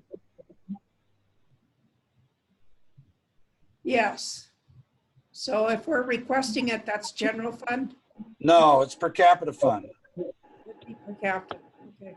So, but you would move to request of funding contingent upon having the legal authority to do so. Is that your Yes. motion? Yes. Okay, is there a second? Second, this is Sue. Further discussion? Those in favor signify by saying aye. All right. Aye. Those opposed? Aye, opposed. Okay, the third priority. For incremental, Hey, John, this is Brett again. yes. Perhaps a dumb time to ask it, but does the chair vote anytime or just in the event of a tie? I'm voting every time. What are our rules for that? And I've always done that. Because I don't think I lose, because I have to sit in as chair, I don't think I lose my vote.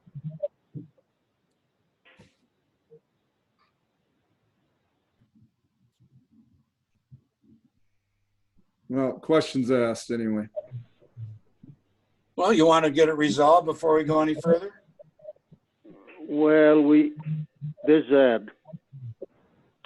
if we had if John is only the vice chair, but he has to fill in for the chair. But I don't The think chair- Lefelt lost his vote either. Well, the chair only votes when there's a tie. Well, I don't think you lose your vote, but that's okay. I understand where the question's coming from. I've always voted, and we can stop now and find out the answer to that question. And I'm more than willing to do that. I've never not voted. What do you want to do? I don't care, John. I think there's a request for a parliamentary question, so I'll stop and we'll do that. Who So, does? Mike? so what we'll do is we'll stop voting on these matters, and then we'll proceed to the legislative pieces. All right. And then you can find that out. We'll come back to it tomorrow. Okay. So does that mean you don't get to vote on anything? That's what it would mean. And I'm not prepared to do that. Right. Wouldn't be either. Okay, legislation. And by the way, if the answer is I can't, then somebody else will have to take over.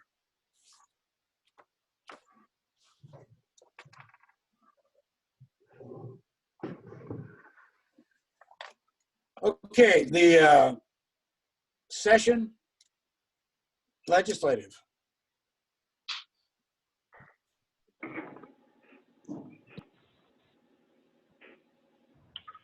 Okay, the first one up is Dr. Zalewski or Dr. Szymanski, the one with the Animal Health Bureau request.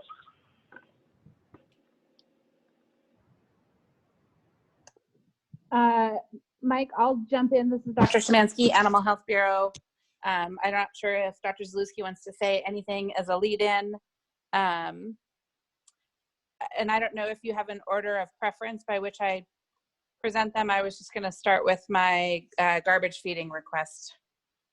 Well, the one in the book, the first one in the book is indemnity paid for disease, but it doesn't make any difference. You can start with whichever one you want.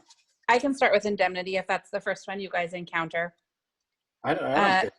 Mr. Chair, members of the board, this is a request to modify the existing Montana code pertaining to indemnity, the existing language in MCA talks about classifying animals as either type 1 or type 2, which influences the amount of indemnity that can be paid on those animals.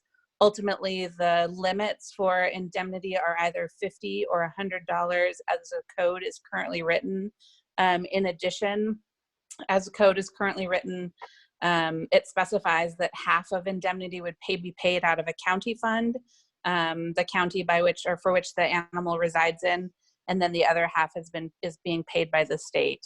So we're asking to strike much of that language and allow us to pay one, a current or a more appropriate value for animals instead of that $50 to $100 limit. We would be removing the language that specifies that the county is responsible for half of the indemnity. And then in order to have a fund by which we would be able to pay indemnity out of, we are asking that we be allowed to create an indemnity fund that the department would be allowed to put $10,000 per year in, up to $100,000. And then, like I said, that would be specified as an indemnity fund. I can stop there and answer questions or. Mr. Chairman? Yes. Dr. Zemansky, I noticed that you limited the types of livestock that could be paid for. And yet, I'm well aware that sometimes there are other things that have to be disposed of because of disease. And so are we going to get into trouble if we limit which species can be paid for and which can't? Mr. Chair, Mrs. Baucus. And let me go back to Dr. Was it you or Dr. Zaluski that talked about the rabbit issue coming in or potentially coming in out of Idaho? Mr. Chair, Mrs. Baucus, yes, so rabbit hemorrhagic fever is a current foreign animal disease that we have present in the United States.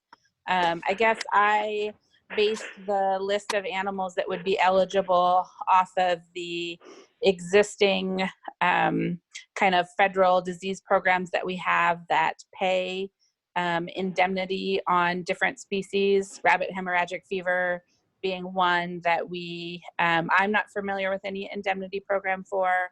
Likewise, another example would be equine infectious anemia in horses. We occasionally do have to destroy animals because of that disease, and there's no federal indemnity program for it. So trying to think of, again, the diseases and animals by which federal indemnity was paid and follow up with something similar to that. Yeah, I just was asking the question. Yeah.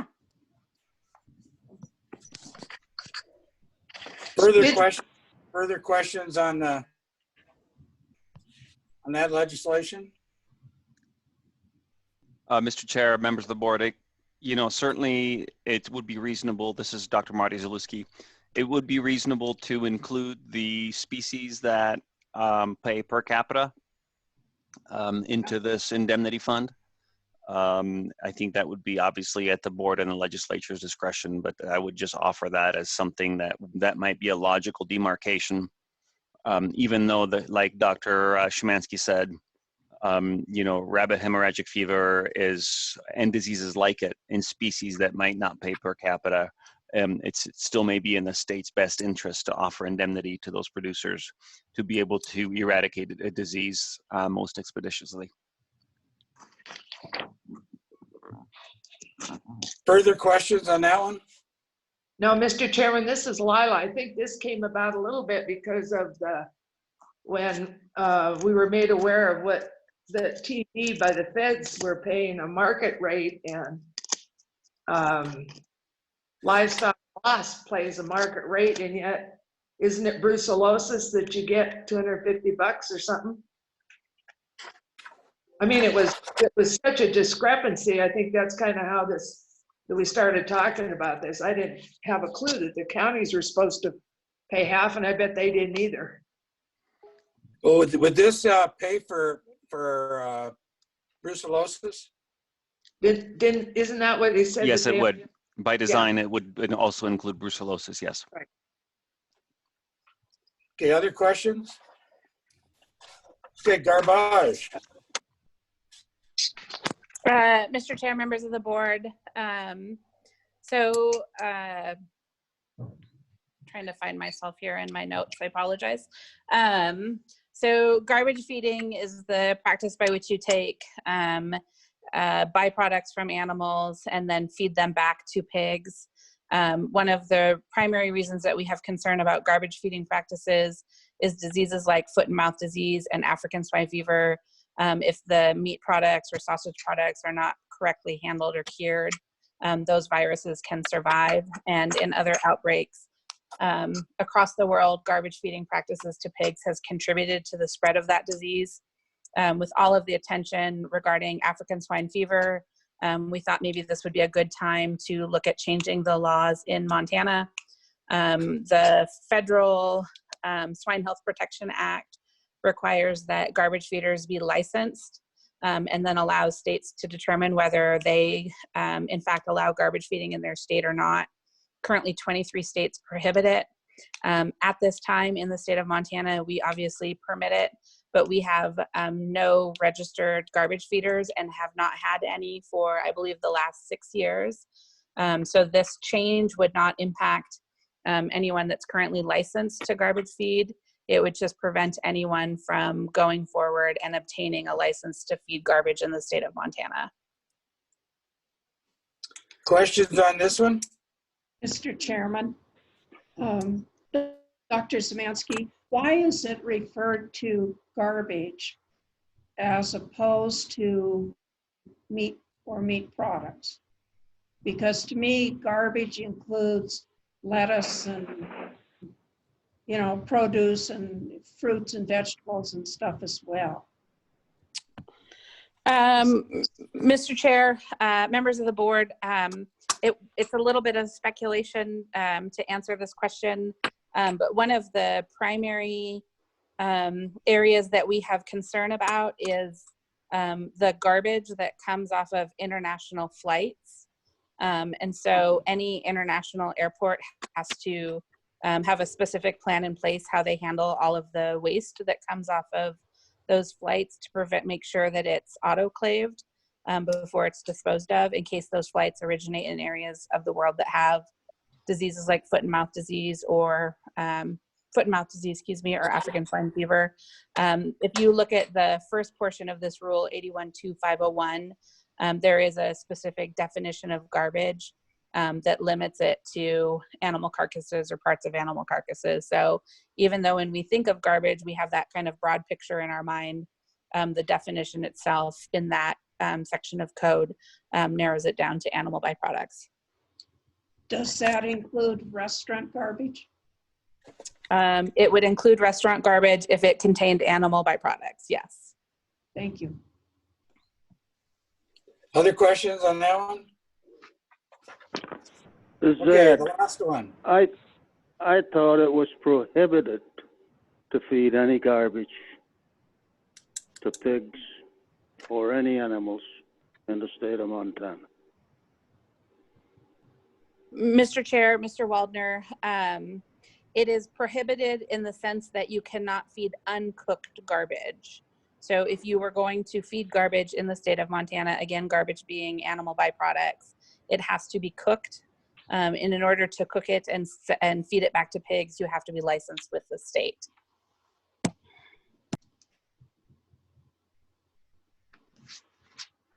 Okay, the last one.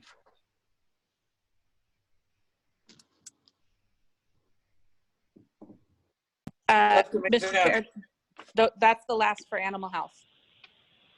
Yeah. Well, there's the other one that's on there is for meat and poultry. So if you want to move forward to that, I'd ask Dr. Zalewski or Gary to address that.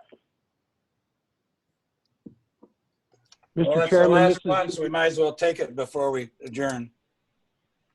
Okay, the last one. Mr. Chairman, this is Gary Hamel, and the proposed legislation change that we have for meat and poultry inspection has to do with custom exempt operations. One that's on there is for meat and poultry, so if you want to move forward to that, I'd ask Dr. Zaluski or Gary to address that. Gary was doing it. I will take it before we adjourn. What? It's playing back. The recording's playing back. Oh. Okay, so and Gary or Dr. Zaluski? okay, this is Gary. The Federal Meat Inspection Act only exempts custom operations from the requirements of day-to-day inspection, but under Montana Code Annotated 819218, it exempts custom operations from all regulatory oversight except for obtaining a license from the Department of Livestock. We are currently operating at an at least equal to standard, so we are in fact regulating custom exempts, but we have this this hole in the law that we want to have filled. So this is the reason for this legislation request. Questions for Gary? Mr. Chairman, Gary, so you're saying we don't have this in law right now? Mr. Chairman, this particular Montana Code Annotated 819218, what it does is that it only requires a custom to be licensed by the state, but it does not provide for regulatory oversight. As a matter of practice, in order to maintain our at least equal to standard, we have been regulating customs and continue to do so. It's just, this is a formality to solidify that, to make it match what the federal law says we should be doing. So how often, if you change this, how often would you be inspecting custom kill plants? Custom establishments are inspected twice a year. Okay, so it would not change any of that. Mr. Chairman, no, this would not change any of that. There would be no other impact other than to codify the existing practice. Okay. Thank you. I thought we did a catch-all that said that we, what did we do relative to, was that rules that we meet the minimum standards of the federal regulation across the board? Mr. Chairman, what we do periodically with rules is, because since rules change over time, we update our rules to a more current date to reflect all of the changes that are in the CFR. But I thought we did a catch-all during that last furor with meat inspection plants to make sure that we were equal to. We did something. We did something. Mr. Chairman, I'll look into that. We did something. Mr. Scully, Mr. Scully, this is Mike. We did update rules at some time in the past, as I remember, to adopt by reference the CFRs within our administrative rules. The issue with what Gary has put forward is that there is language in the statute that would supersede rules. Gotcha. Right. Okay, great. Thank you. Okay, so we'll hold off until morning till we get an answer to the, I guess, the parliamentary question of whether I vote counts anymore or not. And that'll make us finish. We'll start in the morning with finishing those votes one way or t'other, and go into the centralized services financial report. Unless you want to do something in the financial report now. What's the matter? We're about to get a hailstorm, so we've been scampering to get someone to put vehicles away. Okay, so without objection, then, is anybody object to that? Nope. Okay, so first thing on the agenda tomorrow, we'll go through the EPP and the legislative proposals that you have. And that's at 8 o'clock. Thank you. Okay? Everybody okay with that? Yep. Is there a motion to adjourn? I move. Nina, second. All those in favor signify by saying aye. Aye. Aye. And I'm voting to adjourn. All right, we'll see you in the morning.